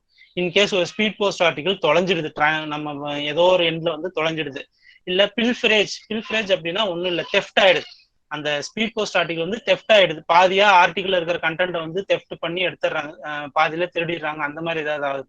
அல்லது ஸ்பீட் போஸ்ட் ஆர்டிகல் வந்து டெலிவரி எண்டுக்கு போறப்ப டேமேஜ் கண்டிஷன்ல போகுது, இந்த மாதிரி கண்டிஷன்ல போகிறப்போ அந்த கஸ்டமர் யார் அந்த அட்ரஸையோ அல்லது அந்த சென்டரோ நம்ம கிட்ட வந்து இந்த மாதிரி வந்து என்னுடைய ஆர்டிகல் தொலைஞ்சு போச்சு, இல்ல தெஃப்ட் ஆயிருக்கு, இல்ல டேமேஜ் கண்டிஷன்ல ரிசீவ் ஆச்சு அப்படின்னு சொல்லி கிளைம் பண்றதுக்கு வந்தாங்க அப்படின்னா அப்போ நம்ம டிபார்ட்மெண்ட் எவ்வளவு காம்பன்சேஷன் பே பண்ணோம் அப்படின்னா double the speed post charges அல்லது 1000 ரூபாய். இதுல எது குறைவோ அதை நம்ம டிபார்ட்மெண்ட் அந்த கஸ்டமருக்கு பேமெண்ட் பண்ணும். ஃபார் எக்ஸாம்பிள் ஒரு கஸ்டமர் ஸ்பீட் போஸ்ட் வந்து 100 ரூபாய் கொடுத்து நம்ம கிட்ட புக் பண்றாரு ஒரு ஸ்பீட் போஸ்ட்டை, அது தொலைஞ்சிடுது இல்ல டேமேஜ் ஆயிடுது, ஏதோ ஒரு இந்த 3 கண்டிஷன்ல ஏதோ ஒன்று ஆகும் பட்சத்துல நம்ம டிபார்ட்மெண்ட் இப்ப இந்த கண்டிஷன் அப்ளை பண்ணுவோம். டபுள் தி ஸ்பீட் போஸ்ட் சார்ஜஸ்னா அப்ப 100 ரூபாய் பே பண்ணிருக்காரு, அப்ப 200 ரூபாய் அல்லது 1000 ரூபாய். இதுல விச் எவர் இஸ் லெஸ்ஸோ அதை தான் நம்ம கொடுக்க போறோம். அப்ப நம்ம 200 ரூபாய் தான் கஸ்டமர் கொடுப்போம். ஓகேங்களா, இதுதான் concept. So double the speed post charges அல்லது 1000 ரூபாய். இதில் எது குறைவோ அதை தான் loss of article, theft of article அல்லது டேமேஜ் ஆஃப் ஆர்டிகல், இந்த 3 கண்டிஷன்ல நாம வந்து காம்பன்சேஷனா கொடுக்குறோம். சரிங்களா, உங்களுக்கு கொஸ்டின்ல தெஃப்ட்னு வராம இந்த மாதிரி பில்ஃபரேஜ் அப்படின்னு வந்ததுன்னா அந்த வேர்டை பார்த்து கன்ஃபியூஸ் ஆக வேண்டாம். பில்ஃபரேஜ் அப்படின்னா தெஃப்ட் ஆச்சுன்னு அர்த்தம். சரிங்களா, ஸோ இதான் நம்ம கொடுக்க போற காம்பன்சேஷன். ரைட், அடுத்தது இந்த ஸ்பீட் போஸ்ட் ப்ராடக்ட்ல வேற என்ன மாதிரியான எக்ஸ்ட்ரா ஃபீச்சர்ஸ் நம்ம கொடுக்குறோம் அப்படின்னு பாத்தீங்கன்னா book now pay later, BNPL அப்படின்னு சில கேள்விப்பட்டிருப்பீங்க. ஹெட் போஸ்ட் ஆஃபீஸ் அல்லது ஒரு மேஜர் சப் ஆஃபீஸ்ல எல்லாம் இந்த சர்வீஸ் இருக்கும். ஸோ பிஎன்பிஎல் புக் நவ் பே லெட்டர் அப்படின்ற கான்செப்ட் என்ன அப்படின்னு பாத்தீங்கன்னா ஒரு நம்பகமான ஒரு நிறுவனம் இருக்கு, ஒரு ஒரு ஒரு கார்பரேட் கம்பெனியோ அல்லது இன்ஸ்டிடியூஷனோ ஏதோ ஒன்று இருக்கு. அவங்க வந்து நாங்க மந்த்லி இவ்வளவு ஸ்பீட் போஸ்ட் வாட்டியும் உங்ககிட்ட புக் பண்ணுவோம், ஆனா வந்து நாங்க புக் பண்ணி முடிச்சதுக்கு அப்புறம் நீங்க பில் ரைஸ் பண்ணீங்கன்னா நாங்க அதுக்கப்புறம் உங்களுக்கு அதுக்கான பேமெண்ட் தரோம் அப்படின்னு. ஸோ இப்போ புக் நவ் பே லெட்டர் அப்படின்ற அந்த கான்செப்டுக்குள்ள எப்படி என்ரோல் ஆகுறது, அதுக்கு என்னென்னலாம் டேர்ம்ஸ் கண்டிஷன்ஸ் அப்படின்றத பாக்கலாங்க. ஸோ புக் நவ் பே லெட்டர் இதுக்குள்ள ஒரு கஸ்டமர் என்ரோல் ஆகணும் அப்படின்னா அந்த கஸ்டமர் ஒரு மாதத்துக்கு ஒரு கேலண்டர் மந்த் 1ல இருந்து 30 அல்லது 31 தேதிக்குள்ள ஒரு மாசத்துல மினிமம் அவங்களுடைய பிசினஸ் வந்து நமக்கு அவங்க கொடுக்கறது 10,000 ரூபாய் மதிப்புள்ள ஸ்பீட் போஸ்ட் ஆர்டிகளையாவது அவங்க நம்ம கிட்ட புக் பண்ணா மட்டும்தான் பிஎன்பிஎல் கஸ்டமரா என்ரோல் ஆகுறதுக்கு அவங்க எலிஜிபிள்ங்க. இது பேசிக்கான ஒரு குவாலிட்டி. இது இந்த 10,000 rupees ரெவன்யூ அவங்க மூலமா நமக்கு வந்ததுன்னா மட்டும்தான் நாம அவங்களுக்கு பிசினஸ் பிஎன்பிஎல் கஸ்டமரா என்ரோல் பண்ணுவோம். அவங்க வந்து அதுக்கு அஷூரன்ஸ் கொடுக்கணும், நாங்க மினிமம் 10,000 ஒருத்தாவது கொடுக்குறோம் அப்படின்னு சொல்லி அஷூரன்ஸ் தான். ஏன்னா அவங்க புக் பண்ணதுக்கு அப்புறம் தான் 10,000 ரூபாய்க்கு பண்ண போறாங்களா இல்லையான்றது நமக்கு தெரியும். நம்ம ஃபர்ஸ்டே தான் அக்ரிமெண்ட் போட போறோம். ஸோ அவங்களுடைய மினிமம் அஷூரன்ஸ் 10,000 நாங்க பண்ணுவோம் அப்படின்னு சொல்லி அஷூரன்ஸ் கொடுக்கக்கூடிய அந்த கஸ்டமர்ஸ்க்கு மட்டும்தான் நாம இந்த பிஎன்பிஎல் சர்வீஸே வந்து ஆஃபர் பண்றோம். ரைட், இதுக்கு பேரே வந்து கிரெடிட் ஃபெசிலிட்டி. ஏன்னா அவங்க நமக்கு எதுவுமே பணம் தருது, கிரெடிட் கார்டுன்னு சொல்றோம். முதல்ல செலவு பண்ணிட்டு அதுக்கப்புறம் எப்படி கிரெடிட் கார்டுக்கு அடுத்த மாசம் வந்து பில் பேமெண்ட் பண்றோமோ அதே மாதிரி பிஎன்பிஎல்லும் ஒரு கிரெடிட் ஃபெசிலிட்டி. ரைட், இப்போ நான் வந்து ஒரு பிஎன்பிஎல் கஸ்டமரா போய் என்ரோல் ஆகணும்னு நினைக்கிறேன். அப்ப நான் யாரை அப்ரோச் பண்ணலாம் அப்படின்னா அந்த டிவிஷனுடைய டிவிஷனல் சூப்பர்டென்ட், டிவிஷனல் ஹெட், எஸ்எஸ்பியோ எஸ்பியோ அவங்கள தான் நான் போய் ஃபர்ஸ்ட் அப்ரோச் பண்ணணும். ஸோ பிஎன்பிஎல் கஸ்டமர் வந்து ஒரு அப்ளிகேஷன் அதுக்குன்னு பிரிஸ்கிரைப்டு ஃபார்ம்ல இருக்கு.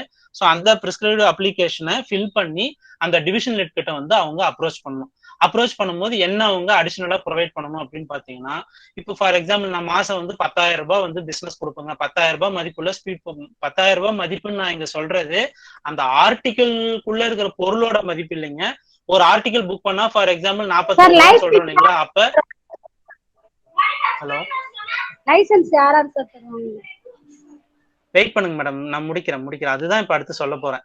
இப்ப இந்த மாதிரி பிஎன்பிஎல் கஸ்டமரா என்ரோல் ஆகணும் அப்படின்னா 10,000 ரூபாய் மினிமம் நான் தரேன். நான் 10,000 ரூபாய்க்கு டேரிஃபுக்கு ரெவன்யூக்கு உண்டான ஆர்டிகிள் புக்கிங் அவங்க பண்ணணும். இதுதான் கான்செப்ட். அப்ப யாருக்கு நம்ம லைசன்ஸ் கொடுப்போம் அப்படின்னா மினிமம் 4 மாசத்தினுடைய பிசினஸ் வேல்யூக்கு ஈக்குவலண்டான பேங்க் கேரண்டி யார் கொடுக்குறாங்களோ அந்த கஸ்டமருக்கு தான் பிஎன்பிஎல் கஸ்டமரா நாம லைசன்ஸ் கொடுப்போம். சரிங்களா, அப்ப 4 மாசத்துடைய பிசினஸ்ன்றது அவங்க முதல்ல கொடுக்குற அஷூரன்ஸை பேஸ் பண்ணி தான். இப்போ ஒரு மாசத்துக்கு நான் வந்து நம்ம செட் பண்ணி இருக்கிற மினிமம் வேல்யூ வந்து 10,000 ரூபாய். அப்போ ஒரு குறைஞ்சபட்சம் ஒரு பேசிக் கஸ்டமரா இருக்கிறார் ஒருத்தர் அப்படின்னா அவர் குறைஞ்சபட்சம் 40,000 ரூபாய்க்கான பேங்க் கேரண்டியாவது கொடுத்தா மட்டும்தான் நாம அவங்களுக்கு பிஎன்பிஎல் லைசன்ஸ் கொடுப்போம். சரிங்களா, இதுதான் ரொம்ப ரொம்ப பேசிக்கான ஒரு நீடு கஸ்டமர் சைட்ல இருந்து நமக்கு அவங்க கொடுக்க வேண்டியது. 4 மாசம் பிசினஸ்னுடைய பேங்க் கேரண்டி. இந்த 4 மாசம் பிசினஸ் அப்படின்றது ஒரு மாசத்துக்கு மினிமம் வேல்யூன்னு சொல்லி நம்ம 10,000 பிக்ஸ் பண்றோம். இன்கேஸ் அந்த கஸ்டமர் சொல்றாரு நான் ஒரு மாசத்துக்கு 50,000 ரூபாய்க்கு உங்களுக்கு ரெவன்யூ வர அளவுக்கு ஸ்பீட் போஸ்ட் ஆர்டிகல் புக் பண்ணுவாங்க அப்படின்னு ஒரு கஸ்டமர் வந்து அவர் அப்ரோச் பண்றாரு அப்படின்னா அப்ப 4 மாசம் அப்படின்னா 2 லட்சம் ரூபாய். 2 லட்சம் ரூபாய்க்கான பேங்க் கேரண்டியா அவர் ப்ரொடியூஸ் பண்ணா மட்டும்தான் பிஎன்பிஎல் கஸ்டமரா அவர் என்ரோல் ஆக முடியும். அப்பதான் அவருக்கு நம்ம லைசன்ஸே கொடுப்போம். ரைட், யார் இந்த இந்த இந்த அக்ரிமெண்ட் சைன் பண்றோம் இல்லைங்களா, பிஎன்பிஎல் கஸ்டமருக்கும் நம்ம டிபார்ட்மெண்ட்டுக்கும் அக்ரிமெண்ட் சைன் ஆகும். அந்த அக்ரிமெண்ட்ல சைன் பண்றது one side BNPL customer sign பண்ணுவாரு, இன்னொரு சைடுல ரீஜனல் பிஎம்ஜி தான் அதுக்கான அப்ரூவிங் அத்தாரிட்டி. அந்த பிஎன்பிஎல் கஸ்டமர் வந்து அப்ரூவ் பண்ணி லைசன்ஸ் கொடுக்கறதுக்கான அத்தாரிட்டி வந்து ரீஜனல் பிஎம்ஜி தான். சரிங்களா? ஒன்ஸ் ரீஜனல் பிஎம்ஜியோட அவங்க அக்ரிமெண்ட் சைன் பண்ணி அந்த அப்ளிகேஷனை வாங்கி நம்ம டிவிஷனல் சூப்பரண்ட் கிட்ட இருந்து ரீஜனல் பிஎம்ஜிக்கு அனுப்புவாங்க. அங்க இருந்து அக்ரிமெண்ட் சைன் ஆயிட்டு அவங்களுக்குன்னு ஒரு பில்லர் ஐடியை கிரியேட் பண்ணுவாங்க. ஒவ்வொரு பிஎன்பிஎல் கஸ்டமருக்கும் ஆன்லைன்ல பில்லர் ஐடின்னு ஒன்று கிரியேட் பண்ணுவாங்க. அந்த பில்லர் ஐடி கிரியேட் ஆகி வந்ததுக்கு அப்புறம் தான் கஸ்டமர் கிட்ட இருந்து நம்ம பிசினஸ் வந்து ஸ்டார்ட் பண்ண ஆரம்பிப்போம். சரிங்களா? இதுதான் வந்து பிஎன்பிஎல் கஸ்டமருக்கு நம்ம லைசன்ஸ் கொடுக்கறதுக்கான பேசிக் எலிஜிபிலிட்டி. ஸோ இந்த ஒரு பாயிண்ட்டை நல்லா ஞாபகம் வச்சுக்கோங்க. 3 பாயிண்ட் இதுல ரொம்ப ரொம்ப பேசிக்கா நீங்க தெரிஞ்சுக்க வேண்டியது. ஒன்னு வந்து minimum 10,000 rupees worth of business அவங்க கொடுத்து ஒரு கேலண்டர் மந்த்துக்கு அவங்க கொடுத்தா மட்டும்தான் பிஎன்பிஎல் கஸ்டமரா நாம அவங்கள அக்செப்ட் பண்ணிப்போம். Point number 1. 2வது பாயிண்ட், அவங்க மினிமம் பேங்க் கேரண்டி 4 மாச பிசினஸ்னுடைய வேல்யூவை அவங்க பேங்க் கேரண்டியா கொடுத்தாங்கன்னா மட்டும்தான் நாம அவங்கள அக்செப்ட் பண்ணிப்போம். 2வது பாயிண்ட். 3வது பாயிண்ட், இந்த பிஎன்பிஎல் கஸ்டமரை ஆத்தரைஸ் பண்றது அல்லது அப்ரூவ் பண்ணக்கூடிய அத்தாரிட்டி ரீஜனல் பிஎம்ஜி. ஓகேங்களா? இந்த பிஎன்பிஎல்கான பேங்க் கேரண்டி யாருல கொடுக்கலாம் அப்படின்னா நேஷனலைஸ்டு பேங்க்ஸ் அல்லது ஷெட்யூல்டு பேங்க்ஸ் மட்டும்தான் இந்த பேங்க் கேரண்டியை கொடுக்கணும். அந்த பேங்க் கேரண்டியினுடைய வேலிடிட்டி எத்தனை மாசம் அல்லது வருஷம் இருக்கணும்னு பாத்தீங்கன்னா 18 மாசம் அல்லது 1 வருடம் 6 மாசம் அந்த பேங்க் கேரண்டியினுடைய வேலிடிட்டி இருக்கணும். ஸோ அக்ரிமெண்ட் நம்ம சைன் பண்ண போறது 1 வருஷத்துக்கான அக்ரிமெண்ட் தான். கஸ்டமர் கொடுக்குற அந்த பேங்க் கேரண்டி வந்து 18 மாசம் வேலிடிட்டி இருக்கக்கூடிய ஒரு பேங்க் கேரண்டியை தான் வந்து கஸ்டமர் நமக்கு ப்ரொடியூஸ் பண்ணணும். அந்த வேலிடிட்டி ஸ்டார்ட்ஸ் ஃப்ரம் நம்ம என்னைக்கு தேதியில அவங்க கூட அக்ரிமெண்ட் சைன் பண்றோமோ அதுல இருந்து 18 மாசத்துக்கு அந்த பேங்க் கேரண்டியினுடைய வேலிடிட்டி பீரியட் இருக்கணும். அந்த வேலிடிட்டி மென்ஷன் பண்ண போறது அந்த நேஷனலைஸ்டு பேங்க் கேரண்டி யார் அந்த இதை கொடுக்குறாங்களோ அந்த நேஷனலைஸ்டு பேங்க் தான் அதனுடைய வேலிடிட்டியை மென்ஷன் பண்ணுவாங்க. ஸோ அவங்க கிட்ட இவங்க 18 monthsக்கான வேலிடிட்டி பீரியட் மென்ஷன் பண்ணி நம்ம கிட்ட அவங்க பேங்க் கேரண்டியை ப்ரொடியூஸ் பண்ணணுங்க. இதெல்லாம் பேசிக்கான விஷயங்கள். இதெல்லாம் கொடுத்து ஒரு பிஎன்பிஎல் கஸ்டமரை ரீஜனல் பிஎம்ஜி அப்ரூவ் பண்ணி பில்லர் ஐடி எல்லாம் கிரியேட் ஆகி ஒரு புக் பண்ண ஆரம்பிக்கிறாருன்னு வச்சுக்கோங்க. நம்ம கிட்ட வந்து ஆர்டிகல்ஸ் எல்லாம் கொடுக்குறாரு. அவர் வந்து மொத்தமா நம்ம கிட்ட ஆர்டிகளை கொடுத்துட்டு அதுக்கான எலக்ட்ரானிக் ஃபார்ம்ல எக்ஸல்ல வந்து அதுக்கான டேட்டாவை கொடுத்துருவாரு. நம்ம அதை வச்சு ஆர்டிகல் புக் பண்ணுவோம். அவர் எந்த விதமான அமௌண்ட்டும் பே பண்ண மாட்டார். புக் பண்ணிட்டே இருப்போம். ஒரு மந்த் ஃபுல்லா புக் பண்ணுவோம். மந்த் ஃபுல்லா புக் பண்ணி முடிச்ச உடனே அந்த மந்த் முடிஞ்சு, இப்போ ஃபார் எக்ஸாம்பிள் இந்த மந்தே எடுத்துக்கலாமே, அக்டோபர் மாசம் வந்து நம்ம கிட்ட என்ரோல் ஆயிடாரு. அக்டோபர் ஃபுல்லா புக் பண்றோம். புக் பண்ணி முடிச்சதுக்கு அப்புறம் நெக்ஸ்ட் மந்த் நவம்பர் 1ஆம் தேதியில இருந்து நவம்பர் 7th அன்னைக்கு நம்ம வந்து பில் ரைஸ் பண்ணுவோம். சரிங்களா? the bill will be raised by 7th day of the following month. So இப்போ நம்ம அக்டோபர் மாசம் ஃபுல்லா அந்த கஸ்டமர் புக் பண்ணி முடிக்கிறார் அப்படின்னா நவம்பர் மாசம் 7ஆம் தேதி அக்டோபர் மந்த்துக்கான பில்லை வந்து நம்ம ஜென்ரேட் பண்ணி கஸ்டமருக்கு கொடுப்போம். சரிங்களா? நவம்பர் 7ஆம் தேதி கொடுப்போம். கஸ்டமர் அந்த பில்லை என்னைக்கு தேதிக்குள்ள பேமெண்ட் பண்ணணும்னா நவம்பர் மாதத்தினுடைய கடைசி வேலை நாளுக்குள்ள அவர் வந்து நமக்கு அந்த அமௌண்ட்டை செட்டில்மெண்ட் பண்ணணும். சரிங்களா? எந்த மந்த்ல பில் ரைஸ் பண்றோமோ அந்த மந்த்தினுடைய கடைசி வேலை நாட்கள் அன்னைக்கு அந்த கஸ்டமர் வந்து நமக்கு அந்த பிஎன்பிஎல் அந்த ப்ரீவியஸ் மந்த்ல அவர் பண்ண பிசினஸ்க்கான அந்த அமௌண்ட்டை வந்து நமக்கு அவர் பே பண்ணணும். இதுதான் பிஎன்பிஎல் கஸ்டமருடைய கான்செப்டுங்க. இப்போ இந்த மாதிரி இப்ப நம்ம முன்ன வந்து கவுண்டர்ல வந்து டைரக்டா கொடுக்குற ஒரு கஸ்டமருக்கு நம்ம வந்து டிஸ்கவுண்ட் ஸ்ட்ரக்சர் பார்த்தோம். அதே மாதிரி ஒரு பிஎன்பிஎல் கஸ்டமரா இருந்தாருன்னா அவருக்கு என்னென்ன மாதிரி எல்லாம் டிஸ்கவுண்ட் ஸ்ட்ரக்சர் கொடுக்குறோம் அப்படின்றத இப்ப நீங்க ஸ்கிரீன்ல பாக்குறது. இப்ப மந்த்லி ரெவன்யூ ஒரு மாசம் வந்து அந்த கஸ்டமர் கொடுக்கக்கூடிய ஆர்டிகல் மூலமா நமக்கு வந்த ரெவன்யூ வந்து 50,000 ரூபாய்க்கு மேல 5 லட்சம் ரூபாய்க்கு உள்ள இருந்ததுன்னா 10% டிஸ்கவுண்ட் வந்து அந்த கஸ்டமருக்கு நம்ம கொடுக்குறோம். ஓகேங்களா? இது ஒண்ணு. 2வது 5 லட்சத்துக்கு மேல 25 லட்சத்துக்குள்ள நமக்கு அவர் ரெவன்யூ கொடுத்தாரு அப்படின்னா அப்போ 15% டு த ரெவன்யூ வந்து நாம அவருக்கு டிஸ்கவுண்டா கொடுக்குறோம். 25 லட்சத்துக்கு மேல 1 கோடி ரூபாய்க்கு உள்ள இருந்ததுன்னா 20%. எகைன் 1 கோடி ரூபாய்க்கு மேல 5 கோடி ரூபாய்க்குள்ள இருந்ததுன்னா 25%. 5 கோடி ரூபாய்க்கு மேல இருந்ததுன்னா 30%. இத்தனை கோடி கணக்குல கூட பிசினஸ் கொடுப்பாங்களான்னா இதை விட அதிகமா எல்லாம் கூட ஃபீல்டுல பிசினஸ் வந்துட்டு இருக்கு. பெரிய பெரிய கம்பெனிஸ்ல இருந்தாலும் அந்த மாதிரி வந்துட்டு இருக்கு. ஃபார் எக்ஸாம்பிள் இப்போ ஒசூர்னு இங்க கிருஷ்ணகிரியில பாத்தீங்கன்னா ஒசூர்ல டைட்டான், அசோக் லைலாண்ட் இவங்க மாதிரி கம்பெனிஸ்ல இருந்தாலும் ஸ்பீட் போஸ்ட் கொடுப்பாங்க. ஒரு ஆர்டிகிளுக்கே அவங்க 3,000 4,000 நமக்கு வந்து ஒரு ஆர்டிகிளுக்கான இதை வந்து டேரிஃபா வந்து எல்லாம் பே பண்றவங்க எல்லாம் இருக்காங்க கஸ்டமர்ஸ். அவங்கள மாதிரி ஆட்களுக்கு எல்லாம் பாத்தீங்கன்னா சாதாரணமா ஒரு மாசத்துக்கு 25 லட்சம் ரூபாய்க்கு மேல அவங்க நமக்கு பிசினஸ் தராங்க. ஸோ இந்த டேரிஃப் ரேட்டு, டிஸ்கவுண்ட் ரேட்டு இது எல்லாத்தையுமே நீங்க கண்டிப்பா பைஹார்ட் பண்ணி தான் ஆகணும். No other option. ரைட். இப்போ இது ஒரு கான்செப்ட். இப்ப இந்த மாதிரி டிஸ்கவுண்ட் ரேட்ல ஒரு சின்ன கண்டிஷன் வச்சிருக்காங்க. இப்ப இந்த 10% 50,001 இருந்து 5 லட்சம் ரூபாய்க்குள்ள கொடுக்குற ஒரு கஸ்டமருக்கு நம்ம 10% டிஸ்கவுண்ட் அவர் ஸ்பீட் போஸ்ட் ஆர்டிகிள அவரு நம்ம கிட்ட ஹேண்ட் ஓவர் பண்ணும்போது அதுக்கான புக்கிங் டேட்டாவை இப்ப ஃப்ரம் அட்ரஸ் டு அட்ரஸ் எல்லாம் உட்காந்து ஒவ்வொரு ஆர்டிகிளுக்கும் நம்ம டைப் பண்ணிட்டு இருக்க முடியாது. ஸோ அந்த மாதிரி நேரத்துல புக்கிங் டேட்டாவை அவங்க எக்ஸல் எலக்ட்ரானிக் ஃபார்மேட்ல நமக்கு மெயில் மூலமாவோ பென்ட்ரைவ் மூலமாவோ கொடுத்தாங்கன்னா மட்டும்தான் இந்த ஃபுல் டிஸ்கவுண்ட் ரேட். இன்கேஸ் அந்த மாதிரிலாம் எதுவும் கொடுக்காம வெறும் ஆர்டிகிளை மட்டும் கொடுத்துட்டு நீங்களே தான் ஃப்ரம் அட்ரஸும் ட்ரூ அட்ரஸும் பார்த்து ஒரு ஆர்டிகிளுக்கு டைப் பண்ணி அடிக்கணும் அப்படின்னா இந்த டிஸ்கவுண்ட் ரேட்ல 50% தான் டிஸ்கவுண்ட் கொடுக்கும். இப்போ 10% டிஸ்கவுண்ட் கொடுக்குறோம் 50,000 ரூபாய்க்கு மேல இருக்கிற கஸ்டமருக்கு. ஆனா ஒரு எக்ஸல்லையோ எலக்ட்ரானிக் மோட்ல புக்கிங் டேட்டாவை நம்ம கொடுக்காம நீங்க ஆர்டிகிளை பார்த்து நீங்களே அட்ரஸ் டைப் பண்ணி புக் பண்ணுங்க அப்படின்னாங்கன்னா அவங்களுக்கு 5% தான் டிஸ்கவுண்ட் கொடுக்கும். So half of the discount rate வந்து குறைச்சிருவோம். எலக்ட்ரானிக் ஃபார்மேட்ல அவங்க புக்கிங் டேட்டாவை கொடுக்கல அப்படின்னா, கொடுத்தாங்கன்னா ஃபுல் டிஸ்கவுண்ட் ரேட் அவங்களுக்கு நாம கொடுத்துறோம். இது ஒண்ணு. இதே ஸ்பீட் போஸ்ட்லயே அட்வான்ஸ் கஸ்டமர்னு ஒரு கான்செப்ட் இருக்கு. சரிங்களா? இப்ப நம்ம பார்த்தது வந்து BNPL ஃபர்ஸ்ட் புக் பண்ணிடுவாங்க, அதுக்கப்புறம் நம்ம பில் ரைஸ் பண்ணதுக்கு அப்புறம் அவங்க பேமெண்ட் கொடுப்பாங்க. இது ஒரு கான்செப்ட். இதே மாதிரியே அட்வான்ஸ் கஸ்டமர்னு சொல்லிட்டு ஒரு கான்செப்ட் இருக்கு ஸ்பீட் போஸ்ட்ல. அது என்ன அப்படின்னா, ஒரு கஸ்டமர் ஏதோ ஒரு குறிப்பிட்ட லம்சம் அமௌண்ட் வந்து நம்ம கிட்ட அட்வான்ஸா கொடுத்துறாரு. சே ஃபார் எக்ஸாம்பிள் ஒரு மாசத்தினுடைய பிசினஸ் நான் ஒரு மாசம் 10,000 ரூபாய் பண்ணுவேங்க அப்படின்னு ஒரு இது சொல்றாரு, அப்படின்னு கண்டிஷன் சொல்றாருன்னா அவர் முதல்ல நம்ம கிட்ட 10,000 ரூபாய் கட்டிடணும். அப்ப அந்த கஸ்டமருக்கு என்ன பண்ணுவாரு, அந்த டிவிஷனல் சூப்பர்டென்டே அவர் வந்து ஆத்தரைஸ் பண்றதுக்கான அத்தாரிட்டி. முதல்ல BNPL கஸ்டமரா இருந்தாருன்னா அவருக்கு ரீஜனல் PMG தான் அப்ரூவிங் அத்தாரிட்டி. அட்வான்ஸ் கஸ்டமரா இருந்தார் அப்படின்னா அவருக்கு டிவிஷனல் சூப்பர்டென்ட் தான் அப்ரூவிங் அத்தாரிட்டி. டிவிஷனல் சூப்பர்டென்ட் கிட்டே ஒரு அக்ரிமெண்ட் சைன் பண்ணிடுவாரு. ஃபர்ஸ்ட் இனிஷியலா கொண்டு வந்து ஒரு இவ்வளவு அமௌண்ட்னு சொல்லி ஒரு 10,000 20,000 அந்த மாதிரி ஒரு ஃபிக்ஸ்ட் அமௌண்ட்டை கட்டுவார். அடுத்து அவரு அதுக்கு கட்டி அக்ரிமெண்ட் சைன் பண்ணதுல இருந்து டெய்லியும் ஆர்டிகிள கவுண்டர்ல கொடுத்துட்டு வருவாரு. ஒவ்வொரு ஆர்டிகிள் புக் பண்ண அன்னைக்கு இப்ப ஃபார் எக்ஸாம்பிள் முதல் நாள் ஒரு 500 ரூபாய்க்கு ஆர்டிகிள் புக் பண்றாருன்னா அவர் கட்டின அட்வான்ஸ் அமௌண்ட் 10,000 ரூபாயில இருந்து 500 ரூபாயை கழிச்சு மீதி பேலன்ஸ் 9,500 சொல்லி ஒரு லெட்ஜர் தனியா மேனுவலா மெயின்டைன் பண்ணிட்டே வருவோம். அப்ப அவருடைய அட்வான்ஸ் அமௌண்ட் எப்ப காலி ஆகுற மாதிரி இருக்கோ அப்ப கஸ்டமருக்கு ஒரு இன்டிமேஷன் கொடுப்போம், உங்க அட்வான்ஸ் அமௌண்ட் காலி ஆகுது, திருப்பி வந்து ரீசார்ஜ் பண்ணுங்க. மொபைல் ரீசார்ஜ் மாதிரியே வச்சுக்கோங்க. எகைன் அவர் வந்து அட்வான்ஸ் அமௌண்ட் திருப்பி கொஞ்சம் வந்து நம்ம கிட்ட பே பண்ணுவாரு. நாம அதை அவருடைய அக்கௌண்ட்ல போய் ஏற்றிடுவோம், பில்லர் ஐடியில போய் ஏற்றிடுவோம். திருப்பி ஆர்டிகல் புக் பண்ண அது குறைஞ்சிக்கிட்டே வரும். இந்த மாதிரி ஃபர்ஸ்ட் பேமெண்ட்டை கொடுத்துட்டு அதுக்கப்புறம் ஆர்டிகல் புக் பண்றவங்களுக்கு பேரு அட்வான்ஸ் கஸ்டமர்.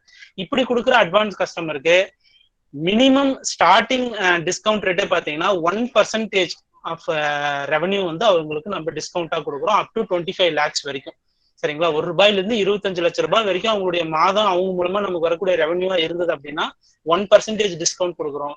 மோர் தென் 25 lakh அவங்க நமக்கு வந்து பிசினஸ் கொடுக்குறாங்க ஒரு மாசத்துக்கு அப்படின்னா அப்போ 2% வந்து அவங்களுக்கு நாம டிஸ்கவுண்டா கொடுக்குறோம். இந்த discount rate 1% and 2% for advance customer. மேல நீங்க டிஸ்கவுண்ட் ஃபார் கார்பரேட் கஸ்டமர் பாக்குறது வந்து BNPL கஸ்டமர்ஸ்க்கான டிஸ்கவுண்ட் ரேட்டுங்க. ரெண்டுத்தையும் கன்ஃபியூஸ் பண்ணிக்க வேண்டாம். சரிங்களா? அடுத்தது cash on delivery. So cash on delivery நம்ம எல்லாருமே ஃபீல்டுல பார்த்துதான் COD ஆர்டிகல்னு சொல்லுவோம். நமக்கு CODல 2 COD இருக்கு இல்லையா? SP CODன்னு பார்த்துருப்பீங்க, ஸ்பீட் போஸ்ட் COD. அதே மாதிரி BP CODன்னு பார்த்துருப்பீங்க, அது வந்து பிசினஸ் பார்சல் COD அப்படின்னு சொல்லுவோம். ஸோ ஃபர்ஸ்ட் கேட்டகரி இப்போ நீங்க ஸ்கிரீன்ல பாக்குறது ஸ்பீட் போஸ்ட் CODக்கான நாம்ஸ் தான் இப்போ நீங்க பாக்குறீங்க. ஸோ ஒரு ஸ்பீட் போஸ்ட் CODயா COD எதனால கொண்டு வந்தாங்க, என்ன கான்செப்ட் அப்படின்னு பாத்தீங்கன்னா, முதல்ல இது CODன்றது வரதுக்கு முன்னாடி என்ன பண்ணிட்டு இருந்தோம், எல்லாமே VP ஆர்டிகிளா புக் பண்ணிருந்தோம். VP லெட்டராவோ அல்லது VP பார்சலாவோ புக் பண்ணிட்டு இருந்தோம். ஸோ ஒரு ஆர்டிகல் புக் ஆகும், அது கூட ஒரு மணி ஆர்டர் ஃபார்ம் ஃபில் பண்ணி அந்த ஆர்டிகிளுக்கு உண்டான வேல்யூ வந்து அந்த மணி ஆர்டர் ஃபார்ம்ல ஃபில் பண்ணிருப்பாங்க. கஸ்டமர் வந்து அந்த ஆர்டிகிளோட வேல்யூ பிளஸ் அந்த வேல்யூக்கு ஈக்குவலண்டான மணி ஆர்டர் கமிஷனையும் அவர் வந்து எக்ஸ்ட்ராவா பே பண்ணுவார். ஃபார் எக்ஸாம்பிள் ஒரு VP ஆர்டிகிள் வந்து 500 ரூபாய் அந்த ஆர்டிகிளோட வேல்யூ அப்படின்னா 500 ரூபாய் பிளஸ் அந்த 500 ரூபாயை மணி ஆர்டரா புக் பண்ணா 25 ரூபாய் கமிஷன். 525 ரூபாயை பே பண்ணா மட்டும்தான் நம்ம இந்த ஆர்டிகிளை டெலிவரி பண்ணுவோம். டெலிவரி பண்ணிட்டு இந்த மணி ஆர்டரை புக் பண்ணிட்டு கமிஷனை நம்ம எடுத்துட்டு 500 ரூபாயை அந்த ஆர்டிகிள் அனுப்புனவருக்கு நம்ம அனுப்பிட்டு இருந்தோம். இதுதான் VP ஆர்டிகிள நம்ம பண்ணிட்டு இருந்தது. ஸோ இதுல நிறைய டைம் ரொம்ப டிலேவா வந்து போய் கஸ்டமருக்கு மணி ஆர்டர் ரீச் ஆகுறது அல்லது மணி ஆர்டர் ஃபார்ம் மிஸ் ஆகுறது, இந்த மாதிரி நிறைய குளறுபடிகள் இருந்ததுனால இப்ப இந்த மாதிரி ஒரு அடிஷனல் காலத்துக்கு தகுந்த மாதிரி நம்ம டிபார்ட்மெண்ட் அப்கிரேட் ஆகி கேஷ் ஆன் டெலிவரின்ற கான்செப்டை நம்ம இப்ப நீங்க பிளிப்கார்ட், அமேசான் எல்லாம் பார்த்து நாமளும் அதை வந்து இன்கார்பரேட் பண்ணிருக்கோம்.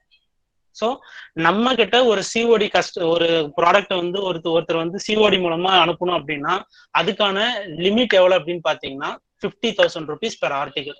ஒரு ஆர்டிகலினுடைய சிஓடி வேல்யூ அப் டு 50,000 ரூபாய் வரைக்கும் வந்து சிஓடி ஃபெசிலிட்டி வந்து நம்ம புக் பண்றதுக்கு பர்மிட் பண்றோம். ஆஸ் யூஷுவல் இதுக்கும் வந்து கஸ்டமரும் நம்ம கிட்ட வந்து ஒரு அக்ரிமெண்ட் சைன் பண்ணணும். சிஓடி கஸ்டமரா ஒரு கஸ்டமர் என்ரோல் ஆகிறதுக்கு எகைன் இதுல பிஎன்பிஎல் அல்லது அட்வான்ஸ் அப்படின்னு 2 ஆப்ஷன் இருக்கு. பிஎன்பிஎல் அந்த பிஎன்ஜி, அட்வான்ஸ் இருந்ததுன்னா டிவிஷனல் சூப்பரண்ட் கிட்ட அவங்க அக்ரிமெண்ட் சைன் பண்ணுவாங்க. இப்படி புக் ஆகக்கூடிய speed post article tariff rate வந்து என்னன்றத அடுத்த ஸ்கிரீன்ல இப்ப பாருங்க. ரெகுலரா புக் ஆகக்கூடிய ஸ்பீட் போஸ்ட் ஆர்டிகலுக்கு உண்டான டேரிஃப் பிளஸ் இந்த சிஓடி சார்ஜஸ் வந்து நாம அவங்க கிட்ட வந்து கலெக்ட் பண்ணுவோம். சரிங்களா?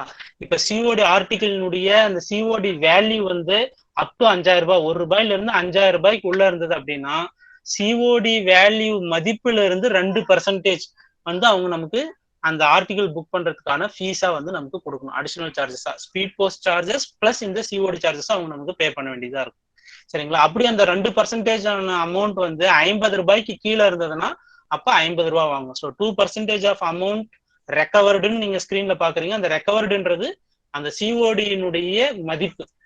அந்த அமௌண்ட்டுக்கு 2% போட்டா வரக்கூடிய அமௌண்ட் அல்லது 50 rupees, இதுல விச் எவர் இஸ் மோரோ அதை தான் நம்ம கஸ்டமருக்கு புக் பண்ற கஸ்டமர் கிட்ட இருந்து நம்ம வந்து சார்ஜஸா கலெக்ட் பண்றோம் சிஓடி புக் பண்றதுக்கு.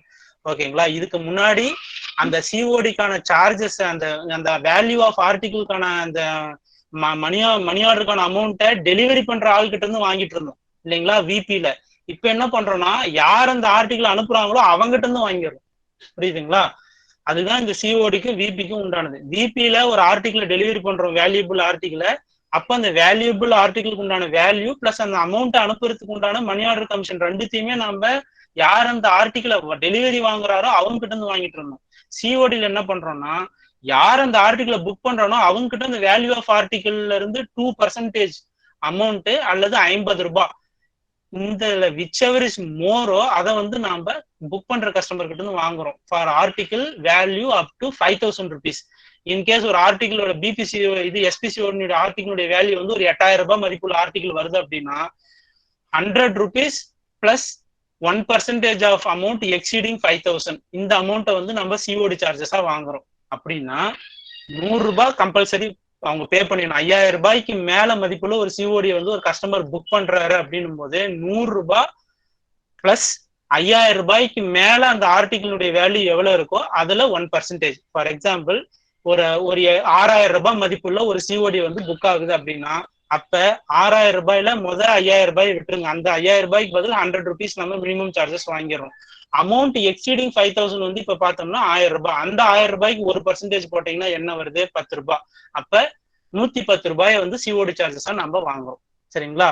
ஸோ அமௌண்ட் எக்ஸீடிங் 5,000க்கு 1% வந்து இதாகும் அடிஷனல் ரேட் ஆகும். ஃபர்ஸ்ட் 5,000 rupeesக்கு 100 rupees ஆகும் சீலிங் வச்சு. சிஓடி ஆர்டிகிள் வேல்யூடு எபோவ் 5,000 இருக்கக்கூடிய ஆர்டிகிளுக்கு இந்த டேரிஃப் ரேட்ல தான் நம்ம புக் பண்றப்ப அவங்க கிட்ட சார்ஜஸை கலெக்ட் பண்றோம்.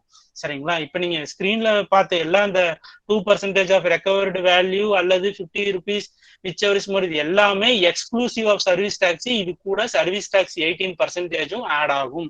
ஓகேங்களா? ரைட். இது சிஓடிக்கான புக்கிங் சார்ஜஸ்ல அவங்க பே பண்ண வேண்டிய டேரிஃப் ரேட்ஸுங்க. இதுவும் பைகாட் பண்ணிக்கோங்க. இது எல்லாமே நான் சர்க்குலேட் பண்றேன். ரைட். அடுத்தது இது இப்ப நம்ம பார்த்தது எல்லாமே டொமஸ்டிக் ஆர்டிகல்ஸ். நம்ம இந்தியாவுக்குள்ள புக் ஆகி இந்தியாவுக்குள்ள டெலிவரி ஆகக்கூடிய ஸ்பீட் போஸ்ட் ஆர்டிகல் அதனுடைய கேட்டகரிஸ் எல்லாம் பார்த்தோம். இப்ப இன்டர்நேஷனல் ஸ்பீட் போஸ்ட் ஆர்டிகல் இந்தியாவில் புக் ஆகி வெளிநாடுகள்ல போய் டெலிவரி ஆகக்கூடிய ஸ்பீட் போஸ்ட் ஆர்டிகல்ஸ்க்கு என்னென்னலாம் டேரிஃப் என்ன மாதிரிலாம் கண்டிஷன்ஸ் அப்படின்றத பாக்குறோம். எகைன் இது ஒரு டைம் பவுண்ட் இன்டர்நேஷனல் போஸ்டல் சர்வீஸா நம்ம கொடுக்குறோம். ஸோ அது ஒரு பேசிக் கண்டிஷன். எகைன் இங்க ஃபாரின் ஆர்டிகலும் வந்து மேக்சிமம் வெயிட் லிமிட் வந்து 35 kgsனே தான் சொல்றோம். பட் இதுல ஒவ்வொரு கண்ட்ரியும் அவங்க கண்ட்ரிக்கு உள்ள வரக்கூடிய ஸ்பீட் போஸ்ட் ஆர்டிகிளுடைய வெயிட்டுக்கு அவங்க ஒரு லிமிட் ஃபிக்ஸ் பண்ணுவாங்க. ஃபார் எக்ஸாம்பிள் யூஎஸ்ல வந்து 30 kgs அல்லது யுனைடெட் அரேப் எமிரேட்ஸ்க்கு வந்து ஒரு 25 kgs அப்படின்னு சொல்லி அவங்க ஒவ்வொரு ஸ்பீட் போஸ்ட் ஆர்டிகிளுக்கும் they may fix their own weight limits. அந்த மாதிரி அவங்க ஃபிக்ஸ் பண்றது என்ன வெயிட் லிமிட்டோ அந்த கண்ட்ரிக்கு அவ்வளவுக்கு தான் நம்ம அனுப்ப முடியும். நம்ம இந்தியாவில் நம்ம எவ்வளவு வேணா ஃபிக்ஸ் பண்ணலாம். ஒன்ஸ் இன்டர்நேஷனல் ஆர்டிகிள் புக் பண்ணும்போது அந்தந்த கண்ட்ரிக்கான வெயிட் லிமிட் என்னவோ அதை தான் நம்ம புக் பண்ண முடியும். அப்ப நம்ம எல்லாத்தையுமே ஞாபகம் வச்சுக்க முடியுமானா அவசியம் இல்லை. நமக்கு நம்மளுடைய சாஃப்ட்வேர்லயே ஒவ்வொரு கண்ட்ரியினுடைய ஸ்பீட் போஸ்ட் அவங்க பர்மிட் பண்ணக்கூடிய weight, lower weight, upper weight என்னன்றத நம்மளுடைய சாஃப்ட்வேர்லயே டிசைன் பண்ணியிருக்காங்க. நம்ம கண்ட்ரி நம்ம செலக்ட் பண்ண உடனே மேக்ஸிமம் வெயிட் லிமிட் என்னன்றது அதுலயே டிஸ்கிரைப் ஆகி இருக்கும். ஸோ அதுவே நமக்கு புக் பண்ணிடும். தென் லென்த் அண்ட் விட்த் அப்படின்லாம் பாத்தீங்கன்னா 1.5 மீட்டர் லென்த் தான் ஒரு பக்கத்தினுடைய டைமென்ஷன் தான் அந்த ஆர்டிகிளுடைய சைஸ் இருக்கணும். சரிங்களா? இப்ப நீங்க அந்த 35 கிலோன்றது வெயிட்டோட upper limit. Then size, length and width, circumference இதெல்லாம் பாத்தீங்கன்னா 1.5 மீட்டர் டைமென்ஷன்ல இருக்கணும். அண்ட் ஒரு பக்கத்தினுடைய லென்த் பிளஸ் சர்க்கம்ஃபரன்ஸினுடைய டோட்டல் அடிஷனல் வேல்யூ வந்து 3 மீட்டரை எக்ஸீட் ஆகக்கூடாது. இதெல்லாம் வந்து வெயிட் அண்ட் வால்யூமெட்ரிக்னுடைய என்ன சொல்றது ஸ்ட்ரக்சர்ஸ்.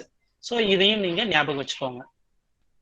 அடுத்தது, இந்தியாவுக்குள்ள ஒரு ஸ்பீட் போஸ்ட் ஆர்டிகல் டிலேவா டெலிவரி ஆச்சுன்னா நம்ம ஸ்பீட் போஸ்ட் சார்ஜஸ் அவங்க என்ன பே பண்ணாங்களோ அதை வந்து காம்பன்சேஷனா கொடுத்தோம். ஒரு ஃபாரின் ஆர்டிகல், ஃபாரின்ல போய் ஒரு ஸ்பீட் போஸ்ட் டெலிவரி ஆகணும்.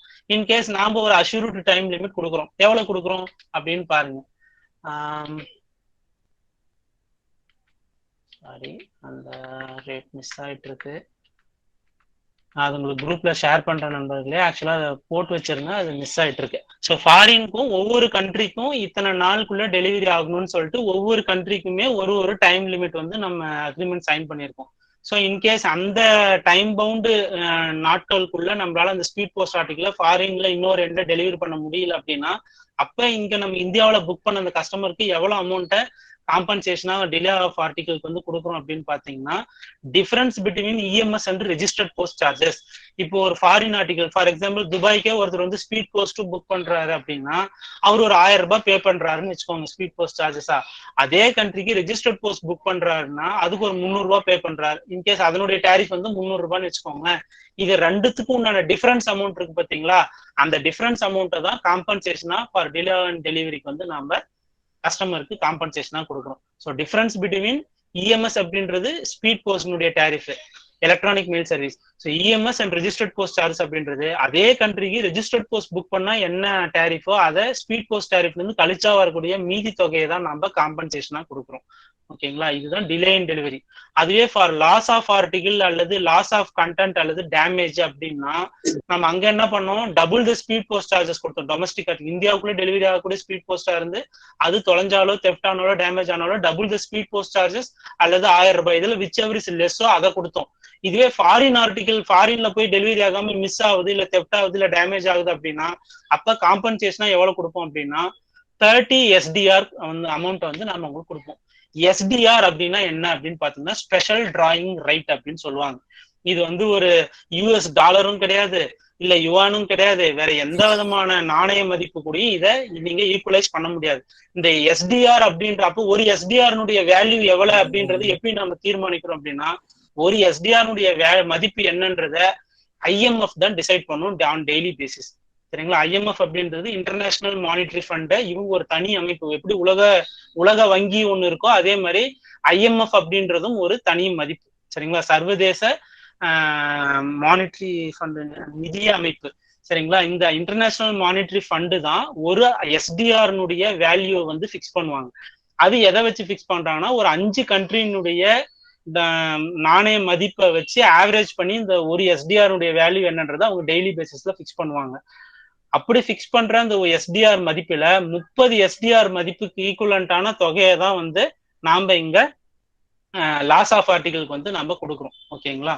ரைட். அந்த இன்டர்நேஷனல் மானிட்டரி ஃபண்ட்ல இது GKல கூட கேட்கலாம். IMFல டோட்டலா எத்தனை கண்ட்ரிஸ் மெம்பர் கண்ட்ரிஸ் இருக்காங்கன்னா 189 கண்ட்ரிஸ் வந்து மெம்பர் கண்ட்ரிஸா இருக்காங்க.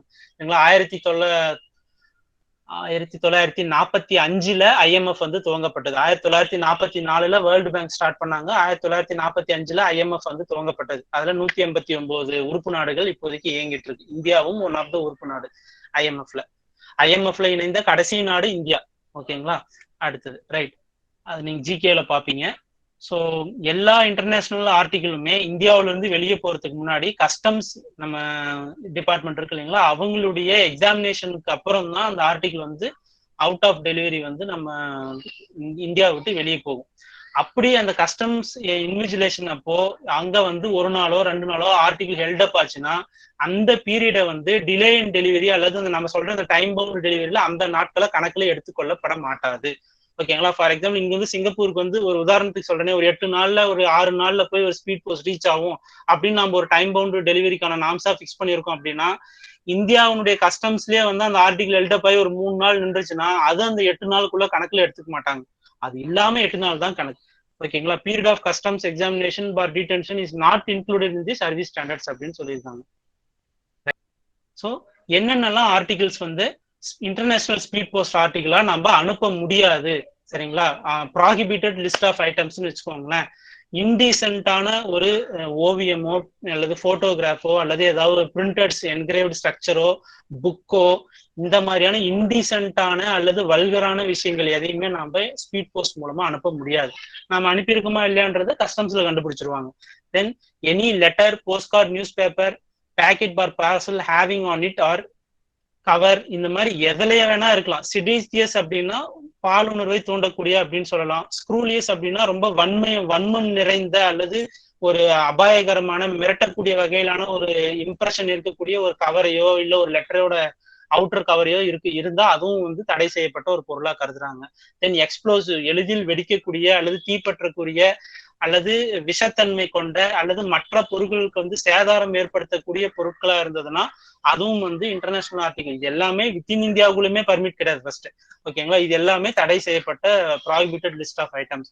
தென் அடுத்து எனி லிவிங் கிரியேச்சர்ஸ், ஏதாவது ஒரு உயிருள்ள பொருட்கள், ஒரு கோழி அல்லது வாத்து இந்த மாதிரி ஏதாவது அனிமல்ஸோ ஏதோ ஒரு உயிரினங்கள், கிளியா இருக்கலாம், அந்த மாதிரி ஏதோ ஒரு உயிரினங்கள் அல்லது noxious or likely to injure postal articles. Noxious அப்படின்னா விஷத்தன்மை நிறைந்த அப்படின்னு அர்த்தம். இன்ஜூர் டு போஸ்டல் ஆர்டிகல்னா இப்போ ஏதோ ஒரு அனிமலே இருக்கு அப்படின்னா அது கடிக்கலாம், அந்த உள்ள இருக்கும்போது அந்த மற்ற ஆர்டிகலையோ இல்லை அந்த ஆர்டிகலையோ கூட டேமேஜ் பண்ணலாம். அந்த மாதிரி என்ன மற்ற ஒரு போஸ்டல் ஆர்டிகலுக்கு டேமேஜ் ஏற்படுத்தக்கூடிய வகையிலான ஒரு பொருளாவோ உயிரினமாவோ இருந்தாலும் அதுவும் வந்து ப்ராஹிபிட்டட். தென் லாட்ரி டிக்கெட்ஸ், கவர்மெண்ட் ஆத்தரைஸ் பண்ணாத ஒரு லாட்ரி ஆர்கனைசேஷனா இருந்து அவங்களுடைய லாட்ரி டிக்கெட்ஸ் அல்லது ப்ரொபோசல்ஸாவோ அட்வர்டைஸ்மெண்ட்ஸாவோ இருந்ததுன்னா அதுவும் வந்து ஃபாரினுக்கு அனுப்புறதுக்கு வந்து தடை செய்யப்படுகிறது. ரைட். இப்படி ஒரு ஃபாரின் ஆர்டிகல்ஸ் அனுப்புறப்போ கஸ்டம்ஸ் டிக்ளரேஷன் ஃபார்ம்னு ஒண்ணு, அது ஸ்பீட் போஸ்ட்னு கிடையாது, எனி ஃபாரின் ஆர்டிகல் நம்ம இந்தியாவில இருந்து புக் ஆகக்கூடிய எந்த ஃபாரின் ஆர்டிகல் இருந்தாலும் அது கூட ஒரு அனெக்ஷரா கஸ்டம்ஸ் டிக்ளரேஷன் ஃபார்ம் வந்து கூட அட்டாச் பண்ணி அனுப்புவோம். அதை வந்து நம்ம பிரிண்ட் அவுட் அந்த ஃபார்மை வந்து கஸ்டமருக்கு கொடுப்போம். கஸ்டமர் தான் அதை ஃபில் பண்ணி சைன் பண்ணி நமக்கு வந்து கொடுப்பாரு. அதை நம்ம ஆர்டிகிள் மேல பேஸ்ட் பண்ணி அந்த ஆர்டிகிளோட வந்து டெஸ்பேச் பண்ணுவோம். அந்த கஸ்டம்ஸ் டிக்ளரேஷன் ஃபார்ம்ல 2 டைப் இருக்குங்க. ஒன்னு CN-22, இன்னொன்னு CN-23.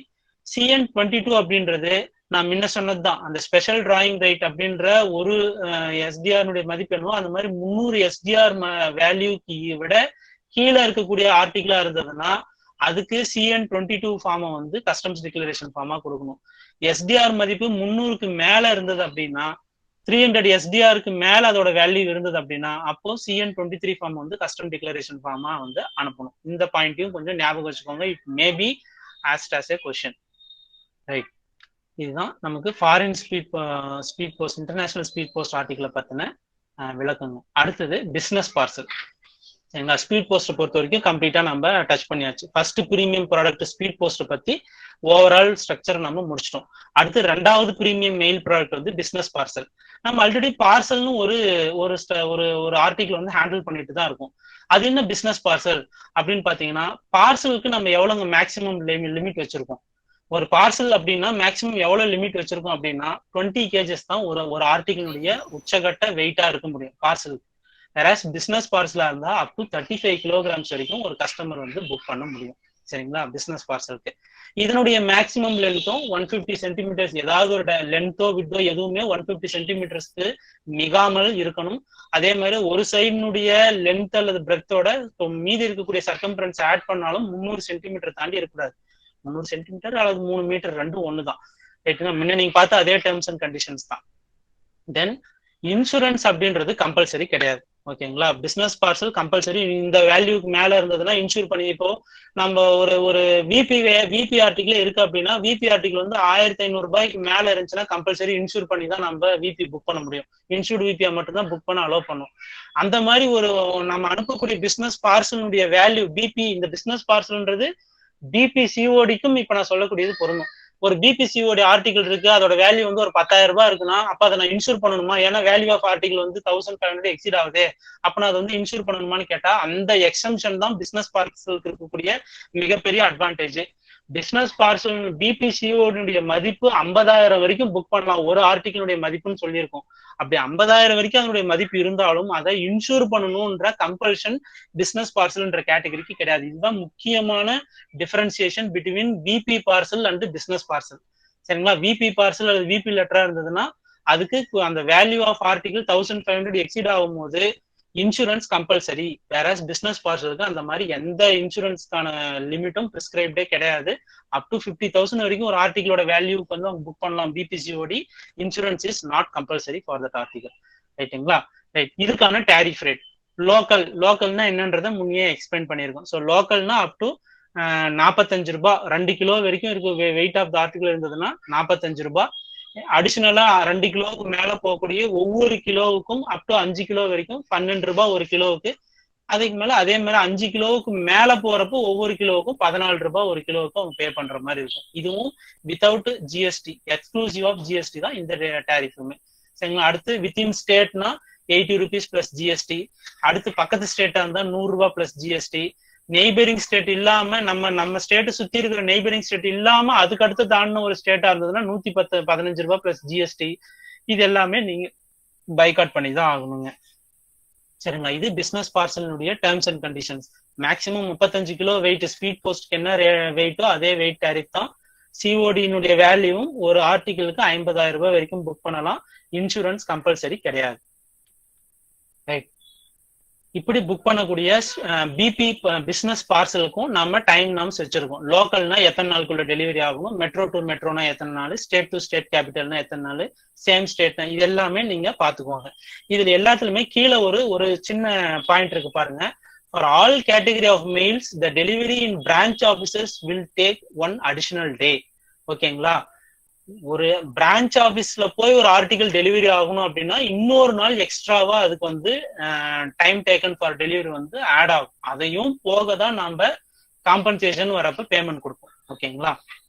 வேற அது லோக்கல் ஆர்டிகலுக்கு மட்டும் பொருந்தாது. லோக்கல் ஆர்டிகல் தவிர மீதி இருக்கக்கூடிய ஆர்டிகல் இருந்ததுன்னா இந்த பிஓல டெலிவரி ஆகிறதுக்கு அடிஷனல் 1 day வந்து நம்ம டைம் பவுண்ட் டெலிவரியில ஆட் பண்ணிக்கணும். ஓகேங்களா?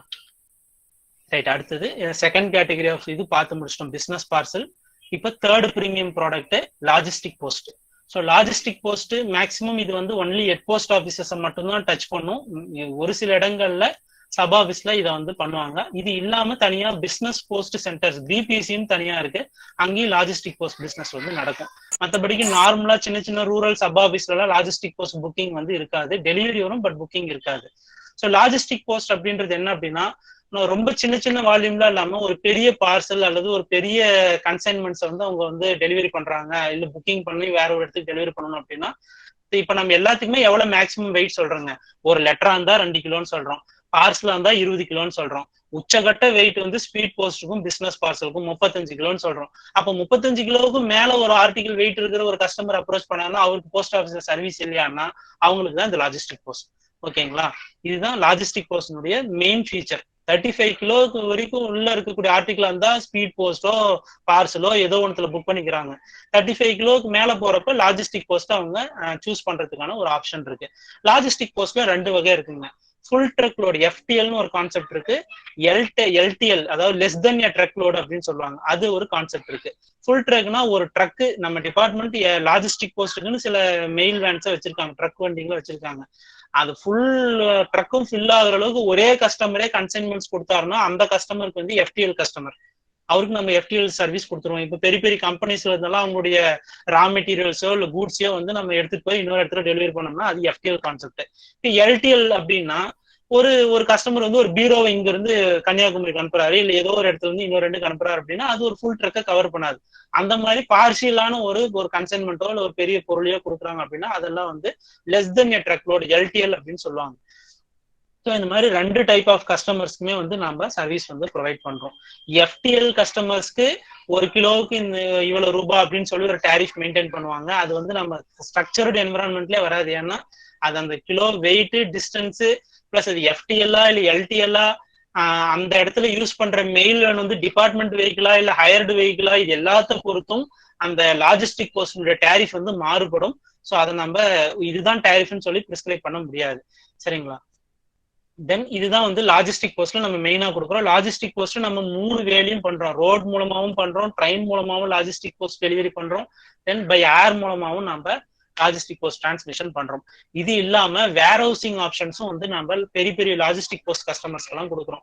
ஃபார் எக்ஸாம்பிள், ஒரு கம்பெனில இருந்து ஒரு ப்ராடக்ட்டை வந்து மேனுஃபேக்சர் பண்றாங்க, அல்லது ரா மெட்டீரியல் அல்லது கூட்ஸ் ஏதோ ஒன்று இருக்கு, அதை வந்து அடுத்து அந்த லோடு ஏத்துறதுக்கு முன்னாடி FTL அல்லது LTL அதை நம்ம அப்லோட் பண்ணி டெலிவரிக்கு அனுப்புறதுக்கு முன்னாடி வரைக்கும் அவங்களால வச்சுக்க முடியல அப்படின்னா அதை வந்து நாம வந்து நம்மளுடைய குடோன்ல அவங்களுக்கு வேர் ஹவுசிங் ஃபெசிலிட்டியோட நம்ம பண்ணி கொடுக்குறோம். இது FTL கஸ்டமரா இருந்தாங்கன்னா அவங்களுக்கு வேர் ஹவுசிங்லாம் ஃப்ரீ ஆஃப் சார்ஜஸ்ல கூட வந்து பண்ணி கொடுக்குறாங்க. LTL கஸ்டமர்ஸ்க்கு அதுக்கு ஒரு குறிப்பிட்ட லம்சம் அமௌண்ட் வந்து சார்ஜஸா கலெக்ட் பண்ணிக்கிறாங்க. ஸோ இந்த மாதிரி வேர் ஹவுசிங் ஆப்ஷன்ஸும் வந்து லாஜிஸ்டிக் போஸ்ட் வந்து கொடுக்குறாங்க. தென் அடுத்தது ரிவர்ஸ் லாஜிஸ்டிக்ஸ். ரிவர்ஸ் லாஜிஸ்டிக் ஒன்றும் இல்லைங்க. இப்போ இங்க இருந்து ஃபார் எக்ஸாம்பிள் சென்னையில இருந்து கன்னியாகுமரிக்கு ஒரு ஆர்டிகல் வந்து புக் பண்றோம் ஒரு கஸ்டமருக்கு. அதே கஸ்டமருக்கு கன்னியாகுமரியில இருந்து ஏதாவது ஒரு ஆர்டிகல் திருப்பி சென்னைக்கு அவருக்கு வேணும் அப்படின்னா, இப்போ போற வண்டி திருப்பி ரிட்டர்ன் வரும்போது எம்டியா வர போறது இல்லைங்களா? அப்ப அந்த மாதிரி அதே வண்டியில திருப்பி வந்து ரிட்டர்ன் சர்வீஸா வந்து அதே கஸ்டமர் ப்ரிஃபர் பண்ணி புக் பண்ணார் அப்படின்னா அவருக்கு கன்செஷனல் ரேட்ல நாம லாஜிஸ்டிக் போஸ்ட் டிரான்ஸ்மிஷன் பண்ணி தரோம். அதுதான் ரிவர்ஸ் லாஜிஸ்டிக்ஸ் பேருங்க. ரைட்டுங்களா? ஸோ இதுதான் நமக்கு 3 டைப் ஆஃப் ப்ரீமியம் ப்ராடக்ட்ஸுங்க. மெயில் ப்ராடக்ட்ஸ்ல இருக்கக்கூடிய ப்ரீமியம் ப்ராடக்ட்ஸ் தான் இந்த speed post, business post and logistic post. ஓகேங்களா? ஸோ அடுத்தது இதுலயே நம்மளுடைய ஹெரிட்டேஜியஸ் ப்ராடக்ட்ஸ்ன்னு சொல்லிட்டு 10 ப்ராடக்ட் நம்ம வச்சிருக்கிறோம். டைப்ஸ் ஆஃப் மெயில் ஆர்டிகல்ஸ் பாத்தீங்கன்னா இது எல்லாமே நம்ம காலங்காலமா பாரம்பரியமா போஸ்ட் ஆஃபீஸ்ல இருக்கக்கூடியது. 10 வகையான கிளாஸஸ் ஆஃப் ஆர்டிகல் இருக்கு. இதுல first class mail, second class mail அந்த மாதிரி இருக்கு. இதனுடைய பேசிக் வெயிட் எவ்வளவு இருக்கணும், மேக்ஸிமம் வெயிட் என்ன, நீளம் அகலம் எவ்வளவு இருக்கணும், டேரிஃப் ரேட் என்னன்றது எல்லாமே அடுத்து வரக்கூடிய ஒரு கிளாஸ்ல பார்க்கலாம் நண்பர்களே. ஸோ இது அடுத்த வகுப்புக்கானது. ஸோ இன்னைக்கு வந்து இந்த premium product 3 type of premium ப்ராடக்ட்டை நம்ம பார்த்துருக்கோம். Speed post, business post and logistic post. ஓகேங்களா? ரைட். நான் அடுத்த வகுப்புல உங்களை மீண்டும் சந்திக்கிறேன். நன்றி நண்பர்களே. Thank you very much sir. Thank you very much. ரொம்ப நன்றி, ரொம்ப நன்றி. Madam Sulekha ma'am, super sir. Thank you sir. Thank you. Now Sulekha ma'am, thank you she is very knowledgeable. நம்முடைய டீம்ல வந்து ரொம்ப knowledgeable.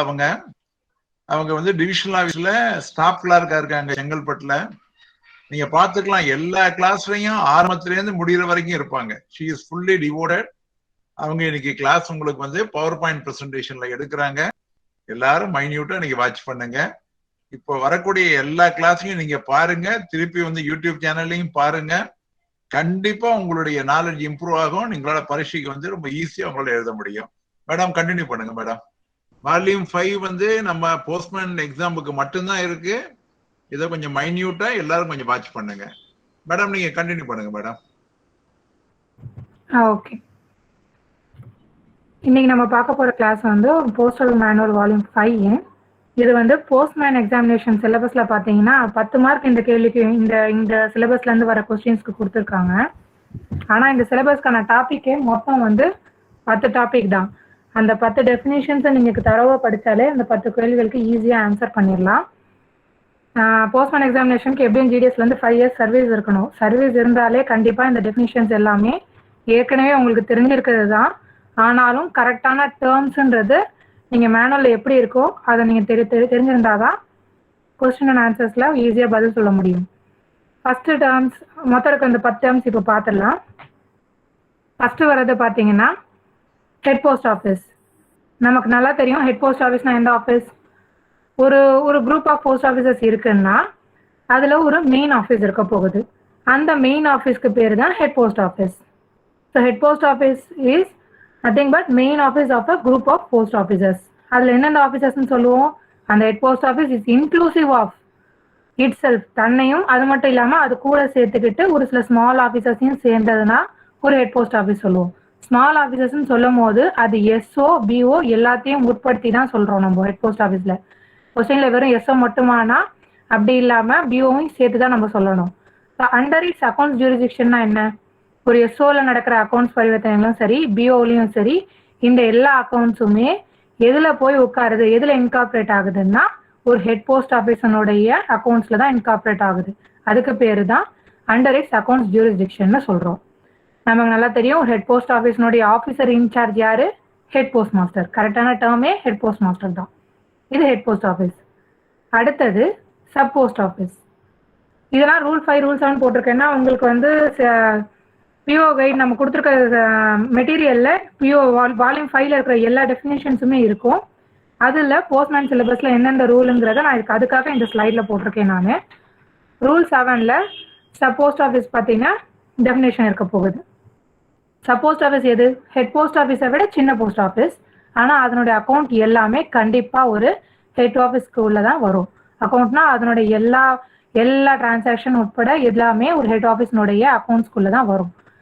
அது மட்டும் இல்லாமல் monetary transaction are incorporated in accounts of HO. Monetary transaction பண பரிவர்த்தனைகள் ஏற்கனவே ஹெட் போஸ்ட் ஆஃபீஸ்ல சொல்லிட்டோம் இல்லையா?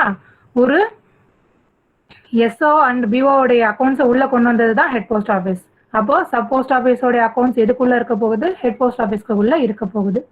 இப்போ ஒரு பெரிய சிட்டி மாதிரியான ஒரு இடத்த எடுத்துக்கோங்க. ஒரு காஞ்சிபுரமோ இல்லை ஒரு திருச்சியோ எடுத்துக்கிட்டீங்கன்னா அந்த ஒரு ஹெட் போஸ்ட் ஆஃபீஸ் இருக்கும்.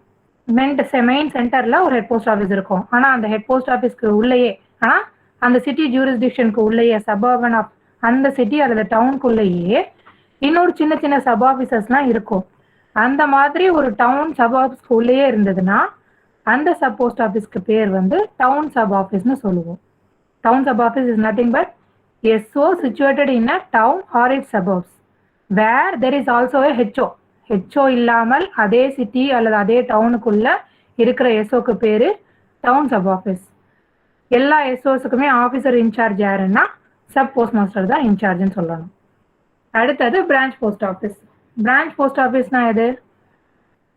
Head post office sub post ஆஃபீஸை விட சின்ன ஆஃபீஸ் தான் branch post office. Post office of lower status than a sub office. Branch போஸ்ட் ஆஃபீஸோட கணக்குகள் சப் ஆஃபீஸ்லேயும் போய் சேரலாம் அல்லது ஹெட் போஸ்ட் ஆஃபீஸ்க்கும் போய் சேரலாம். அப்படி இருக்கும்போது எந்த ஆஃபீஸ்க்கு போய் அதனுடைய அக்கௌண்ட்ஸ் எல்லாமே போய் இன்கார்பரேட் ஆகுதோ போய் சேருதோ அந்த ஆஃபீஸ்க்கு பேர் அக்கௌண்ட்ஸ் ஆஃபீஸ். நம்ம என்ன சொல்லுவோம்? ஜென்ரலாக பிஓன்னு என்ன சொல்லுவோம்? ஏஓன்னு சொல்லுவோம். ஏஓ ஆஃபீஸ் ஏஓக்கு அனுப்பிச்சிட்டிங்களா அப்படின்னா அதனுடைய அக்கௌண்ட்ஸ் ஆஃபீஸ்க்கு அனுப்பிட்டீங்களா, அது கரஸ்பாண்டிங் எஸ்ஓவா இருக்கலாம் அல்லது ஹெச்ஓவாக இருக்கலாம்.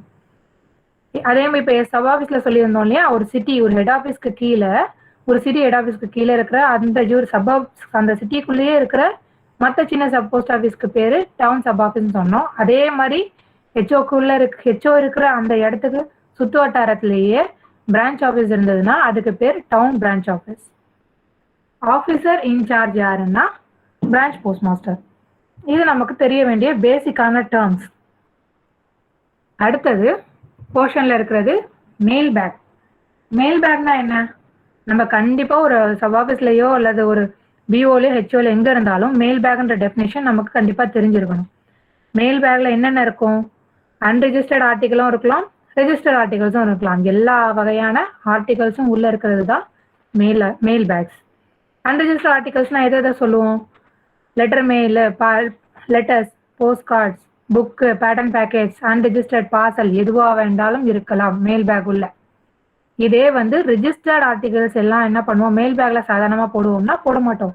அதை எதுக்குள்ள போடுவோம்? ரிஜிஸ்டர்ட் பேக் உள்ள வச்சு ரிஜிஸ்டர்ட் பேக்கை வந்து மெயில் பேக் உள்ள வச்சு தான் நம்ம அனுப்புவோம். இதே யூஸ்வலாகவே வந்து ஒரு சில ஆஃபீஸர்ஸ்ல ரிஜிஸ்டர்ட் பேக்கேஜ் வந்து நிறைய வரும்.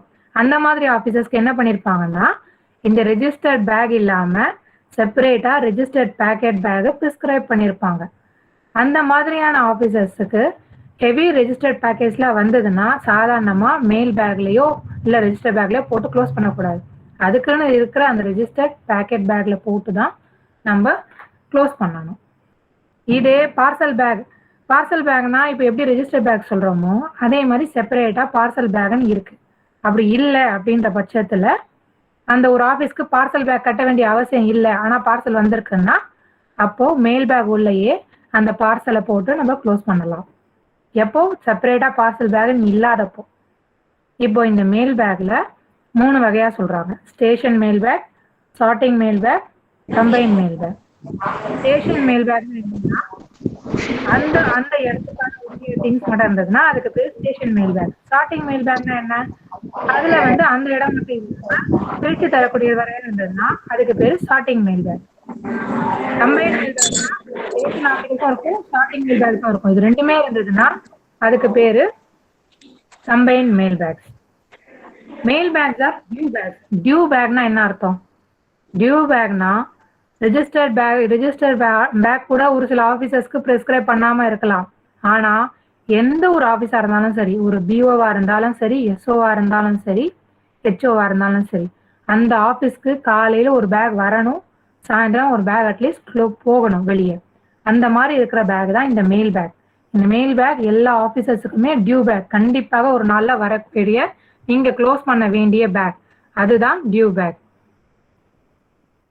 இப்போ இந்த மெயில் பேக்ல என்ன சொல்றாங்கன்னா, mail bag exchange between cash office and sub office which it finances will also contain inside the registered bag a cash bag. இதுக்கு என்ன அர்த்தம்னா, ஒரு சப் ஆஃபீஸ்க்கு எங்கேருந்து பணம் வருது? ஜென்ரலாகவே ஹெட் ஆஃபீஸ்ல இருந்து தான் பணம் வரும். அந்த பணத்தை எதில் அனுப்புவாங்க? ஒரு கேஷ் பேக்ல வச்சு அக்கௌண்ட் பேக்ல க்ளோஸ் பண்ணி அனுப்புவாங்க. அது எஸ்ஓலேருந்து ஹெச்ஓக்கும் போகலாம், ஹெச்ஓலேருந்து எஸ்ஓக்கும் போகலாம். ஒரு சில நேரத்துல ஒரு எஸ்ஓ ஹெச்ஓலேருந்து ரொம்ப தூரமா இருக்கு, அந்த எஸ்ஓ சின்ன எஸ்ஓனா அந்த சமயத்துல என்ன பண்ணிருப்பாங்கன்னா, அது பக்கத்துல இருக்க ஒரு எல்எஸ்ஜி எஸ்ஓ, ஒரு பெரிய எஸ்ஓ கூட இந்த சின்ன எஸ்ஓவை அட்டாச் பண்ணியிருப்பாங்க. எதுக்குன்னா அக்கௌண்ட்ஸ் எல்லாம் வந்து ஹெட் ஆஃபீஸ்க்கு தான் போகும். ஆனா அதுக்கு தேவையான கேஷ், அவசர தேவைகள் கேஷ் எல்லாத்தையுமே இந்த பெரிய சப் ஆஃபீஸ்ல இருந்து இந்த சின்ன சப் ஆஃபீஸ் வாங்குவாங்க, இல்ல அவங்களுக்கு அனுப்புவாங்க.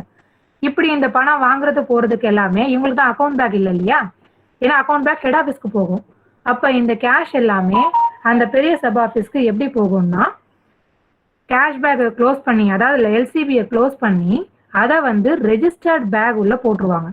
அந்த ரெஜிஸ்டர்ட் பேக் உள்ள போட்டு அந்த ரெஜிஸ்டர்ட் பேக்கை அந்த பெரிய சப் ஆஃபீஸ்க்கு அனுப்புவாங்க. அந்த மாதிரி ஒரு ரெஜிஸ்டர்ட் பேக் உள்ள எல்சிபி கேஷ் பேக் வச்சு ஒரு சப் ஆஃபீஸ் பெரிய சப் ஆஃபீஸ்க்கு போகுதுன்னா, அதே மாதிரி ஒரு பெரிய சப் ஆஃபீஸ்ல இருந்து ரெஜிஸ்டர் பேக் க்ளோஸ் பண்ணி ஒரு சின்ன எஸ்ஓக்கு கேஷ் வருதுன்னா அதை வந்து மெயில் பேக் உள்ள தான் போட்டு ரெஜிஸ்டர் பேக் போடுவாங்க. இந்த மாதிரி கேஷ் பேக் ஒரு ரெஜிஸ்டர் பேக் உள்ள இருந்ததுன்னா அந்த சமயத்துல அந்த லேபிள்ல கண்டிப்பா எஃப்ன்ற சிம்பிள் போடுவாங்க. அப்படி இருந்ததுன்னா மெயில் லிஸ்ட் போடுறோம் இல்லையா, அதுல எஃப்ன்ற சிம்பிள் போட்டுட்டா என்ன அர்த்தம்னா அந்த ரெஜிஸ்டர்ட் பேக் உள்ள கேஷ் பேக்கும் என்க்ளோஸ் ஆயிருக்குன்னு அர்த்தம். அதுதான் second point. These mail bags are denoted in due mail list of the cash office of the sub office and of the officers through which they transit by a distinguishing symbol F. அதாவது இந்த மாதிரி பெரிய எஸ்ஓக்கு வரதோ போறதோ, சின்ன ஆஃபீஸ்க்கு cash வாங்கக்கூடிய அந்த சின்ன ஆஃபீஸ்ல இருந்து போகக்கூடிய அந்த மெயில் பேக்ல மெயில் லிஸ்ட்லயும் சரி, பெரிய ஆஃபீஸ்ல அந்த சின்ன எஸ்ஓக்கு போகக்கூடிய மெயில் லிஸ்ட்லயும் சரி கண்டிப்பா சிம்பிள் F போட்டிருந்தாங்கன்னா உள்ள கேஷ் பேக் க்ளோஸ் ஆயிருக்குன்னு அர்த்தம். சப்போஸ் நம்ம என்ன சொன்னோம், ரெஜிஸ்டர்ட் பேக் மேம் அந்த கேஷ் பேக் அந்த இது மேம் வட்டி சொல்லுங்க மேடம். சரி, இன்னொரு தடவை சொல்றேன். ஸ்டார்டிங் மெயில் பேக் கம்பைன் நான் இன்னொரு தடவை சொல்லுங்க மேடம். சரி, நான் சொல்றேன். ஃபர்ஸ்ட் பாயிண்ட சொல்றேன். ஜென்ரலாவே ஒரு சப் ஆஃபீஸ்க்கு கேஷ் வந்து வரணும் போகணும்னா ஹெட் ஆஃபீஸோட தான் அட்டாச் பண்ணியிருப்பாங்க. இது ஜென்ரலான ஒரு பாலிசி. ஆனா சப்போஸ் இந்த சின்ன எஸ்ஓக்கும் ஹெட் ஆஃபீஸ்க்கும் டிஸ்டன்ஸ் அதிகமா இருக்கு, இல்ல போகக்கூடிய வழி ப்ராப்ளம், இல்ல ஏதாவது ஒரு காரணத்துக்காக கஷ்டமா இருந்ததுன்னா அந்த சின்ன ஆஃபீஸ் எஸ்ஓக்கு, சின்ன ஆஃபீஸ்னா எஸ்ஓ தான் சொல்றோம், ஒரு சின்ன எஸ்ஓவா இருந்ததுன்னா அது பக்கத்துல இருக்கக்கூடிய பெரிய எல்ஆர்ஜி ஆஃபீஸ், கொஞ்சம் பெருசா இருக்கக்கூடிய எல்ஆர்ஜி எஸ்ஓக்கு என்ன பண்ணிருப்பாங்கன்னா, நீ உங்களுக்கு தேவையான பணத்தை, இந்த சின்ன ஆஃபீஸ்க்கு தேவையான பணத்தை அந்த பெரிய ஆஃபீஸ்ல இருந்து அவங்க வாங்கிக்கலாம். அதே மாதிரி இந்த சின்ன எஸ்ஓல சடனா ரொம்ப அதிகமா கேஷ் வந்துருச்சுன்னா அப்ப அந்த பெரிய ஆஃபீஸ்க்கு அனுப்பிக்கலாம். இதெல்லாமே ஆர்டர்ஸா இருக்கும், டிவிஷன் ஆஃபீஸ்ல இருந்து வந்திருக்கும். அந்த மாதிரி சமயத்துல அந்த பெரிய சப் ஆஃபீஸ்க்கு பேரு கேஷ் ஆஃபீஸ். அந்த கேஷ் ஆஃபீஸ்க்கு பணம் எப்படி போகும் வரும்? இது எஸ்ஓல இருந்து ஹெச்ஓக்கு கேஷ் வருது போதுன்னா அக்கௌண்ட்ஸ் போகும் இல்லையா, அக்கௌண்ட் பேக் ஹெச்ஓக்கு போகும். அக்கௌண்ட் பேக் உள்ள எல்சிபி லெதர் கேஷ் பேக் உள்ள கேஷ் வச்சு அதை அக்கௌண்ட் பேக் உள்ள போட்டு ஹெட் ஆஃபீஸ்க்கு அனுப்புவோம். ஆனா இன்னொரு சப் ஆஃபீஸ்க்கு இவர் சின்ன சப் ஆஃபீஸ் எதுக்கு அக்கௌண்ட் பேக் போட போறாங்க? போட மாட்டாங்க. ஆனா அவங்களுக்கு கேஷ் தேவை. அந்த மாதிரி சமயத்துல அந்த கேஷ் பேக்கை எதுல அனுப்புவாங்கன்னா ஒரு ரெஜிஸ்டர் பேக் க்ளோஸ் பண்ணி அந்த ரெஜிஸ்டர் பேக் உள்ளதான் அந்த கேஷ் பேக் போகும். அந்த மாதிரி சமயத்துல அது மெயில் பேக்ஸ் உள்ள அந்த registered bag containing cash bag இருக்கும். அப்படி போகும்போது மெயில் லிஸ்ட் போடுறோம் இல்லையா, எவ்ரிடே ஒரு ஆஃபீஸ்லயும் க்ளோஸ் பண்ணும்போது மெயில் லிஸ்ட் போடுறோம்ல, இத்தனை பேக் க்ளோஸ் பண்றோம் அப்படின்னு போடுவாங்க. அப்படி மெயில் லிஸ்ட் போடும்போது அதுல என்ன போடுவாங்கன்னா, இந்த எஸ்ஓக்கு க்ளோஸ் பண்ணிருக்க ரெஜிஸ்டர் பேக்ல பக்கத்துல சிம்பிள் எஃப் போடுவாங்க. அப்படின்னா என்ன அர்த்தம்னா, அந்த ரெஜிஸ்டர் பேக்குள்ள கேஷ் பேக் போகுது அப்படின்றதுக்கான சிம்பிள் தான் அந்த எஃப்ன்ற சிம்பிள்.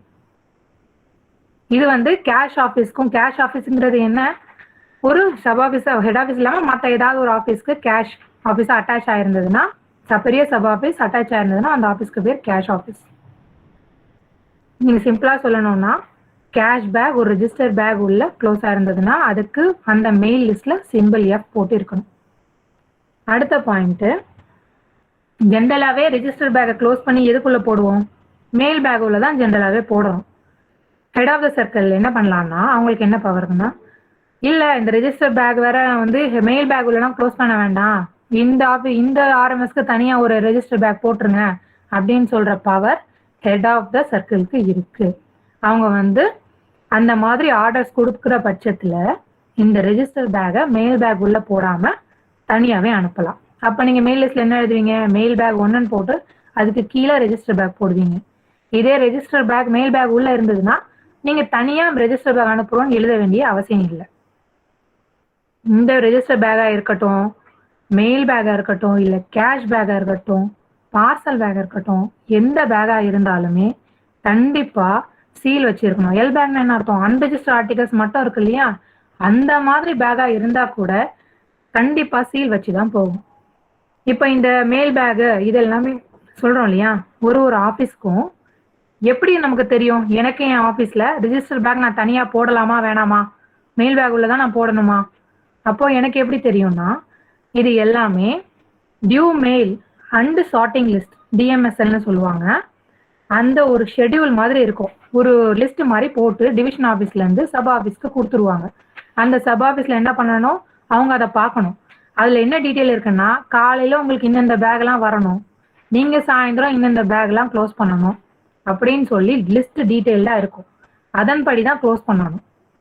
அந்த லிஸ்ட்டுக்கு பேரு due mail and sorting list. அது வந்து நமக்கு டிவிஷன் ஆஃபீஸ்ல இருந்து சப் ஆஃபீஸ்க்கு சப்ளை பண்ணி இருப்பாங்க. அதுல இருந்து தெரிஞ்சுக்கலாம் நம்ம ரெஜிஸ்டர் பேக்கை வந்து வெளியே போடலாமா உள்ள போடலாமா, நமக்கு ரெஜிஸ்டர்ட் பேக்கெட் பேக் இருக்கா, தனியா பார்சல் பேக் க்ளோஸ் பண்ணலாமா, இந்த மாதிரி எல்லா சந்தேகங்களுக்கும் அந்த டியூ மெயில் அண்ட் சார்ட்டிங் லிஸ்ட்ல எடுத்து பார்த்தாலே நமக்கு தெளிவா தெரியும். அடுத்தது ஏர்மெயில் பேக். ஏர்மெயில் பேக் வந்து உங்களுக்கு போர்ஷன்ல தனியா இல்லை, ஆனாலும் மெயில் பேக்ஸ்ன்றது ரூல் 26ல இருக்கு, ஏர்மெயில் பேக்ன்றது 26A இருக்கிறதுனால ஜஸ்ட் ஒரு சின்ன ஜிஸ்ட் மாதிரி சின்னதா மட்டும் நான் சொல்றேன். ஏர்மெயில் பேக்னா என்ன, பேர்லயே இருக்கு. கண்டிப்பா எந்தெந்த ஆர்டிகல்லாம் ஏர் மூலயமா நம்ம வந்து டிரான்ஸ்மிட் பண்ணணுமோ அந்த ஆர்டிகல்ஸை மட்டுமே க்ளோஸ் பண்ணி இருக்கக்கூடியது தான் ஏர்மெயில் பேக். ஆனால் அதில் என்ன போட்டிருக்கேன், under all up scheme. All up ஸ்கீம்னா என்ன, ஒன்றும் இல்லைங்க, நம்ம first class articles PO guide part 1ல படிச்சிருப்போம் இல்லையா, ஃபர்ஸ்ட் கிளாஸ் ஆர்டிகல்ஸ் இந்த லெட்டர், போஸ்ட் கார்ட்ஸ், ஐஎல்சி, இந்த மூணுக்குமே கம்பல்சரியா நம்ம எப்பவுமே டிரான்ஸ்மிஷன் பை ஏர் ஃப்ரீ தான். மற்ற ஏதாவது ஆர்டிக்கலுக்கு ஏர் சர்சார்ஜ் போட்டிருந்தாங்கன்னா அதையும் நம்ம என்ன பண்ணணும், ஏர் மூலயமா தான் டிரான்ஸ்மிட் பண்ணணும். அதுதான் ஆல் அப் ஸ்கீம். இந்த ஏர்மெயில் பேக்குக்கு ப்ளூ தோசத்தி பேக்ன்ற அந்த பேக் தான் வந்து ஸ்பெசிஃபிக்கா க்ளோஸ் பண்ணுவாங்க, சாதா பேக் போட்டு யூஸ் பண்ண மாட்டாங்க. அதுதான் வந்து ஏர்மெயில் பேக்கோட ஸ்பெஷாலிட்டி. சப்போஸ் இது டியூ பேக் ஆனா அப்படிலாம் இல்லை, வந்தா க்ளோஸ் பண்ணணும். அதுவும் உங்களுக்கு ப்ரிஸ்கிரைப் ஆயிருந்தா தான், நமக்கு இருக்கா இல்லையான்றது கூட நமக்கு தேவையில்லை. நோ நீட் டு க்ளோஸ் நில், ஆனால் டெலிவரி பில்ல மட்டும் போடணும். சப்போஸ் ஏர்மெயில் ஆர்டிகல்ஸ் வந்து 50க்கு மேல இருந்தாதான் தனியா நம்ம ஏர்மெயில் பேக் வந்து போட சொல்லுவாங்க. அதுவும் நமக்கு கம்பல்சரி கிடையாது. சப்போஸ் 50க்கு கீழே இருக்குன்னா செப்பரேட்டா ஏர்மெயில் கவர்னு போட்டு நமக்கு க்ளோஸ் பண்ணுவாங்க. இதெல்லாம் வந்து சின்ன சின்ன ஆபீசஸ்ல பயன்படாது. சப்போஸ் பெரிய ஆபீசஸ்ல நிறைய ஏர் பார்சல்ஸ் இல்ல ஏர்மெயில் லெட்டர்ஸ் வந்ததுன்னா அவங்களுக்கு இது அவங்க டியூ மெயில் சார்ட்டிங் லிஸ்ட்ல பிரிஸ்கிரைப் ஆயிருக்கும். அந்த மாதிரி 50க்கு மேல இருந்ததுன்னா ஏர்மெயில் பேக், 50க்கு கீழே இருந்து ஆனா இன்சூர்ட் ஆர்டிக்கல் இருந்ததுன்னா அப்ப ஏர்மெயில் பேக்கே போடணும். 50க்கு கீழே இருக்கு, இன்சூர்ட் ஆர்டிக்கலும் இல்லைன்னா ஏர்மெயில் கவர் மூலயமாவே நம்ம க்ளோஸ் பண்ணிக்கலாம். சப்போஸ் ஏர்மெயில் பேக் உள்ள ஏர் பார்சல் இருந்ததுன்னா அப்ப நம்ம என்ன பண்ணணும்னா அந்த பேகுக்கு மேல லேபிள் போடுவோம்ல, லேபிள்ல என்ன எழுதணும்னா சிஏபி. சிஏபினா கண்டெய்ன்ஸ் ஏர் பார்சல் அப்படின்னு சொல்லிட்டீங்கன்னா உள்ள பார்சல்லாம் இருக்கு அப்படின்றது அர்த்தம். இதே ரிஜிஸ்டர்டு பேக், இப்ப நான் 50ன்னு சொன்னது ஏர்மெயில் எந்த ஆர்டிகலா வேணா இருக்கலாம். ரிஜிஸ்டர் அன்ரிஜிஸ்டர்ட் ஆர்டிகல் தான் ஜென்ரலா சொல்லுவாங்க. ரிஜிஸ்டர்ட் ஆர்டிகலா இருந்ததுன்னா நீங்க 25க்கு மேல இருந்தாதான் தனியா ரிஜிஸ்டர்ட் ஏர்மெயில் பேக் போடணும். இல்லைன்னா கொஞ்சம் பெருசா இருக்கு அந்த ரிஜிஸ்டர்ட் ஆர்டிகல் அப்படின்னா அப்போ வந்து நீங்க வந்து க்ளோஸ் பண்ணலாம். இந்த எல்லா கண்டிஷனுமே நான் ஏர்மெயிலுக்கு தான் சொல்லிட்டு இருக்கேன்.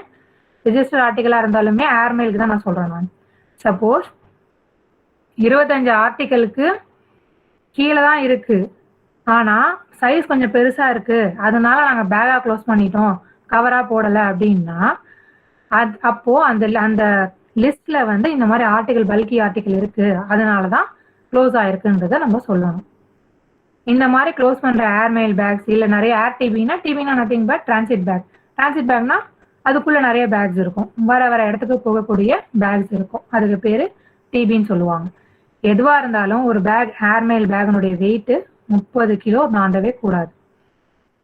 இது வந்து சின்ன விஷயமா நீங்க ஞாபகம் வச்சுக்கோங்க. அடுத்தது ஃபேஸ் அண்ட் ஃபேசிங். ஃபேஸ்னா என்ன, ஃபேசிங்னா என்ன? நம்ம எஸ்ஓபிஓல இருந்தோம்னா கண்டிப்பா நமக்கு இந்த வார்த்தைகள் நம்ம கேள்விப்பட்டிருப்போம். அதுவும் நீங்க போஸ்ட்மேனா இருந்தீங்கன்னா, அதாவது ஜிடிஎஸ் எம்டியா இருந்தீங்கன்னா ஃபேசிங்ன்றது கண்டிப்பா தெரிஞ்சிருக்கணும். என்ன டெஃபினிஷனா என்ன சொல்லணும்னா, ஃபேஸ்னா எது? ஒரு கடிதத்தினுடைய முகம். எது? எந்த இடத்துல டெஸ்டினேஷன் அட்ரஸ் எழுதி இருக்கோ அந்த அந்த பகுதி, அந்த சைடுக்கு பேரு ஃபேஸ். ஃபேஸ்னா side on which the address is written. யாரோட அட்ரஸ்? டெஸ்டினேஷன் அட்ரஸ் இருக்கு இல்லைங்களா, அந்த அட்ரஸ் இருக்கிற சைடுக்கு பேரு ஃபேஸ். ஃபேசிங்னா என்ன? ஃபேசிங்னா லெட்டர்ஸ் அடுக்குவாங்க இல்லையா போஸ்ட்மேன், அப்படி அடுக்கும் போது அவர் பார்க்கும்போது ஆர்டிகல் வந்து முதல் ஆர்டிகல் எடுக்கும் போது மேல டெஸ்டினேஷனும், அடுத்த ஆர்டிகல் வரும்போது மேல வந்து சென்டர் அட்ரஸும் அந்த மாதிரிலாம் மாறி மாறி இருக்கக்கூடாது. தலைகீழ இருக்கிறதோ அப்படிலாம் இருக்காம லைனா எடுக்கிறாங்க. ஒரு ஆர்டிகலா எடுக்கும் போது ஃபர்ஸ்ட் நம்ம கண்ணில் படுறது டெஸ்டினேஷன் அட்ரஸ் தான் இருக்கும். அந்த மாதிரி அடுக்கிறதுக்கு பேரு ஃபேசிங். டெஃபினேஷன் என்ன? Arrangement of articles with the address side upwards and the addresses turned in the same direction. இந்த மாதிரி அடுக்கிறதுக்கு பேர் தான் ஃபேசிங். ஃபேசிங் எதுக்கு ரொம்ப முக்கியம்னா, ஒரு முத்திரை அடிக்கும் போது கண்ணாபின்னெல்லாம் மாத்தாம முத்திரை அடிக்கிறதுல இருந்து எல்லாத்துமே ஃபர்ஸ்ட் ஃபேஸ் பண்ணிட்டு அடிப்பாங்க. அதே மாதிரி ஷார்ட்டிங் பண்றதுக்கும் சரி, எதுவா இருந்தாலும் ரொம்ப பேசிக்கான விஷயம் ஃபேஸ் அண்ட் ஃபேசிங். இதனோட definition side on which the address is return.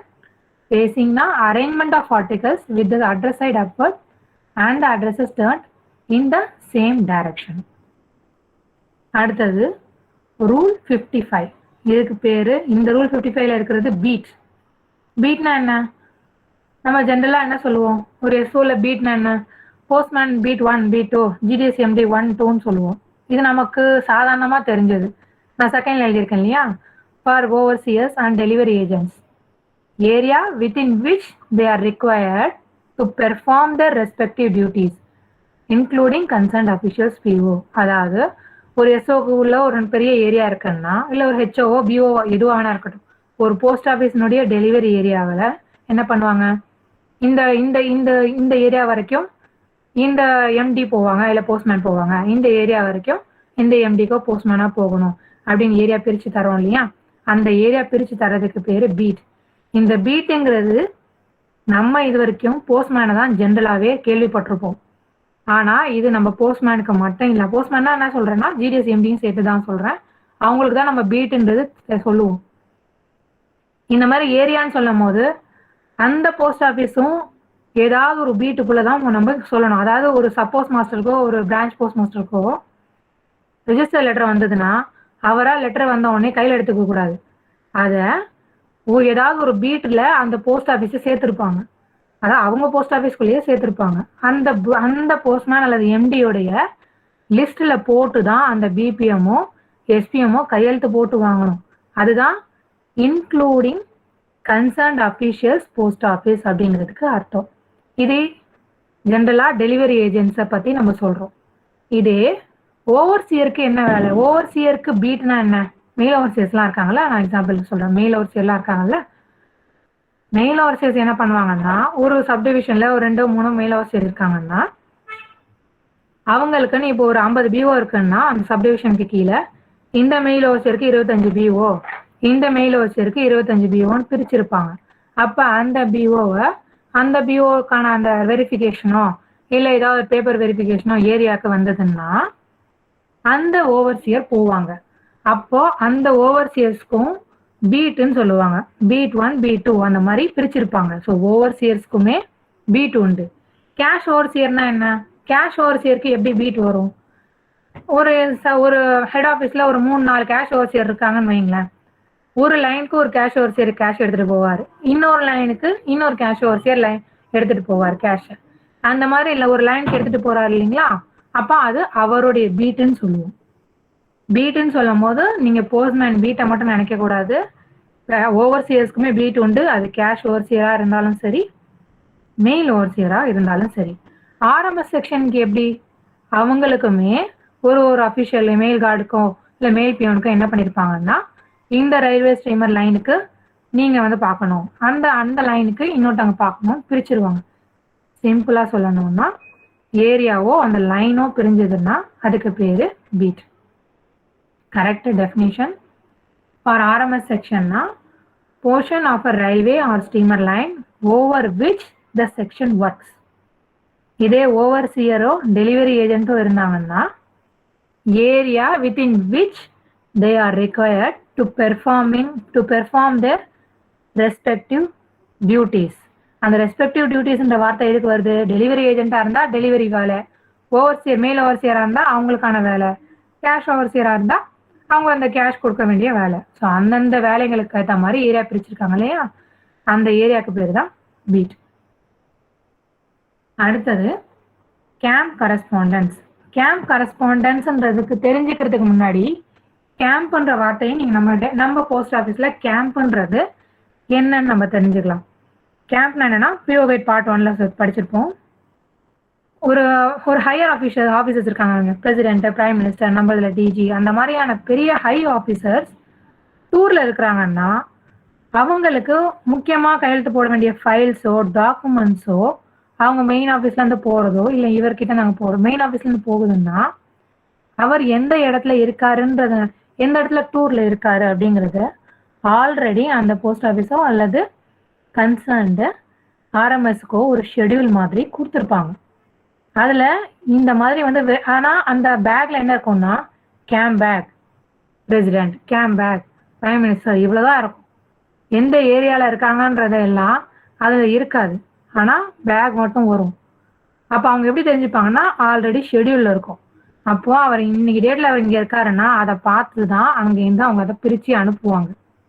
அந்த மாதிரி ஆன பேகுக்கு பேரு கேம்ப் பேக். இதே கேம்ப் கரஸ்பாண்டன்ஸ்னா என்னன்னா அந்த மாதிரி ஹை ஆஃபீஸர்ஸ் டூர்ல இருக்கும் போது அவங்களுக்கு வரக்கூடிய ஒரு சில லெட்டர்ஸோ இல்லை ஏதாவது ஒரு ஆர்டிகல்ஸோ என்ன பண்ணியிருப்பாங்கன்னா ஜஸ்ட் அவரோட டெசிக்னேஷன் போட்டு கேம்ப்னு மட்டும்தான் இருக்கும். ஆனா பேரு, டவுனு இதெல்லாம் எதுவுமே இருக்காது. அந்த மாதிரி போட்டு வர ஆர்டிகல்ஸை அவங்க ஷெட்யூல் படி ஃபார்வர்ட் பண்ணிடுவாங்க. அந்த கரஸ்பாண்டன்ஸ்னா என்ன? அது எதுவாக வேணா இருக்கலாம், லெட்டரா இருக்கலாம், பார்சலா இருக்கலாம், எனிதிங். அந்த மாதிரியான கரஸ்பாண்டன்ஸுக்கு பேரு கேம்ப் கரஸ்பாண்டன்ஸ். இது டெஃபினிஷனா படிக்கணும்னா letters and other articles of correspondence addressed camp, just camp இருக்கும், or with any other prescribed address without addition of name of any post town பத்தி எந்த விவரமும் இல்லாம வர்றது, and intended for high officers on டூர்ல இருக்கக்கூடிய higher ஆஃபீஷியல்ஸுக்கு வரக்கூடிய கரஸ்பாண்டன்ஸ்க்கு பேரு கேம்ப் கரஸ்பாண்டன்ஸ். நெக்ஸ்ட் பாத்தீங்கன்னா ஆல்மோஸ்ட் லாஸ்ட் டாபிக் வந்துட்டோம். Late letters and 2 late letters 56A.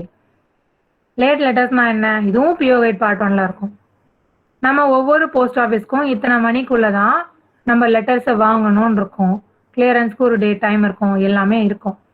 அதையும் மீறி ஒரு சில லெட்டர் கொண்டு வராங்கன்னா அவங்களுக்கு அந்த டைமை மீறி வர்றாங்கன்னா அந்த மாதிரி வர லெட்டர்ஸ்க்கு நம்ம லேட் ஃபீன்னு ஒன்று வாங்குவோம்.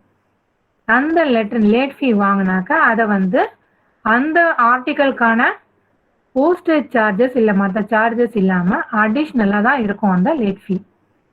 அப்படி லேட் ஃபீ கொடுத்துருக்கக்கூடிய அந்த லெட்டர்ஸ்க்கு பேர் லேட் லெட்டர்ஸ்.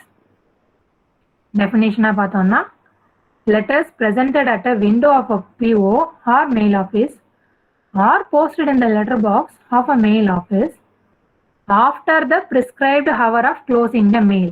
மெயில் இவ்வளோ நேரம்னு சொல்லிட்டோம், அதையும் மீறி வரக்கூடிய லெட்டர் லேட் லெட்டர். அப்படி வரக்கூடிய லெட்டர் என்ன பண்ணுவோம்? within the interval allowed for posting of such letters with the prescribed late fee affixed in addition to the postage. Late letter எவ்வளோ நேரம் வரைக்கும் வாங்கலாமான்னா கிடையாது. அந்த லேட் லெட்டர்ஸும் இவ்வளோ தூரம் தான் இவ்வளோ நேரத்துக்கு வரைக்கும் தான் வாங்கணும்னு இருக்குது. அதுக்கப்புறம் பேக்கை க்ளோஸ் பண்ணோம் இல்லையா? ஸோ அந்த ப்ரிஸ்கிரைப்டு இன்டர்வெல்குள்ளே வந்ததுன்னா லேட் லெட்டர் வாங்குறதுக்கும் ஒரு இன்டர்வல் இருக்குது. அதுக்குள்ளே வந்து லேட் ஃபீ போட்டு இருக்கிற ஆர்டிகல்ஸ் லெட்டர்ஸ்க்கு பேர் லேட் லெட்டர்ஸ். டூ லேட் லெட்டர்ஸ்னா என்னன்னா,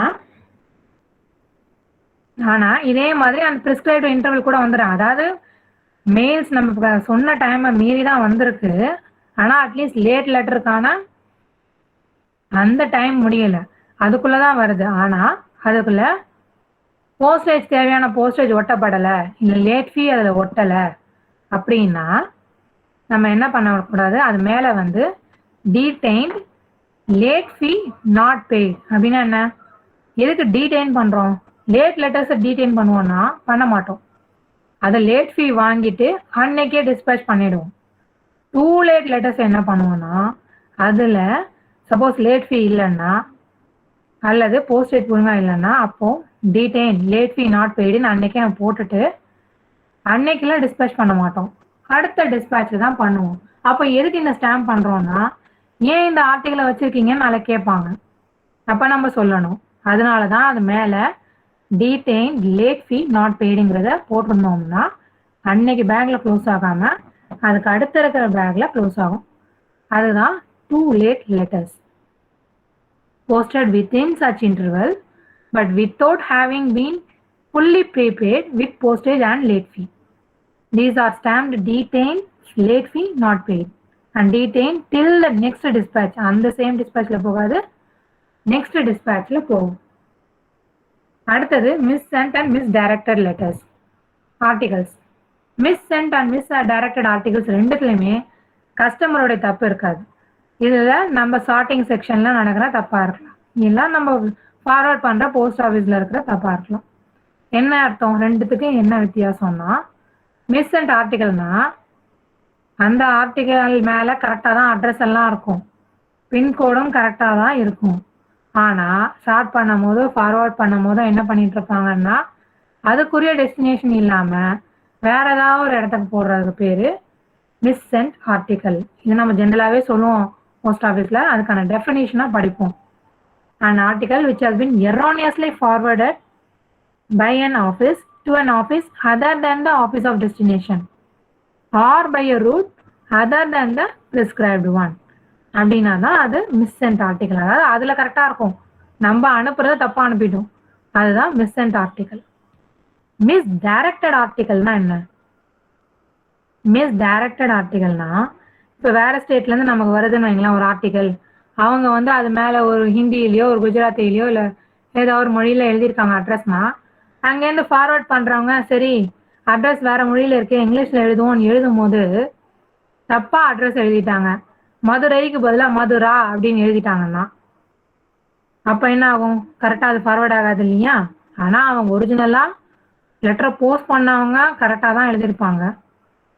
ஆனால் டிரான்ஸ்லேஷன் பண்ணி நம்ம இங்கிலீஷில் எழுதும் போது, டிரான்ஸ்லேஷன் பண்ணி இங்கிலீஷில் எழுதும் போது தப்பாக எழுதிடுறது. அப்படி எழுதிட்டாங்க அப்படின்னா அந்த மாதிரியான ஆர்டிகல்ஸ்க்கு பேர் மிஸ்டைரக்டட் ஆர்டிகல்ஸ்.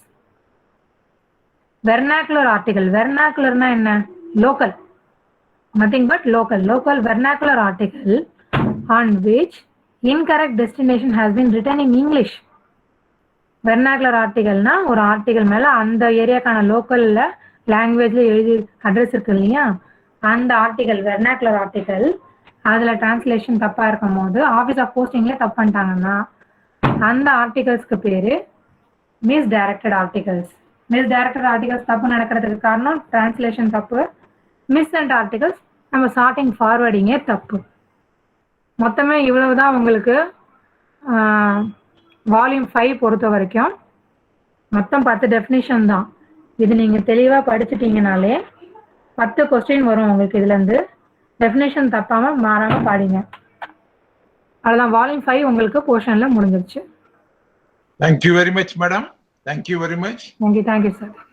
இன்றைய வகுப்பு இத்துடன் முடிவடைகிறது. மீண்டும் சந்திப்போம். Thank you very much. Thank you all. Good night. Thank you, madam. Thank you, sir.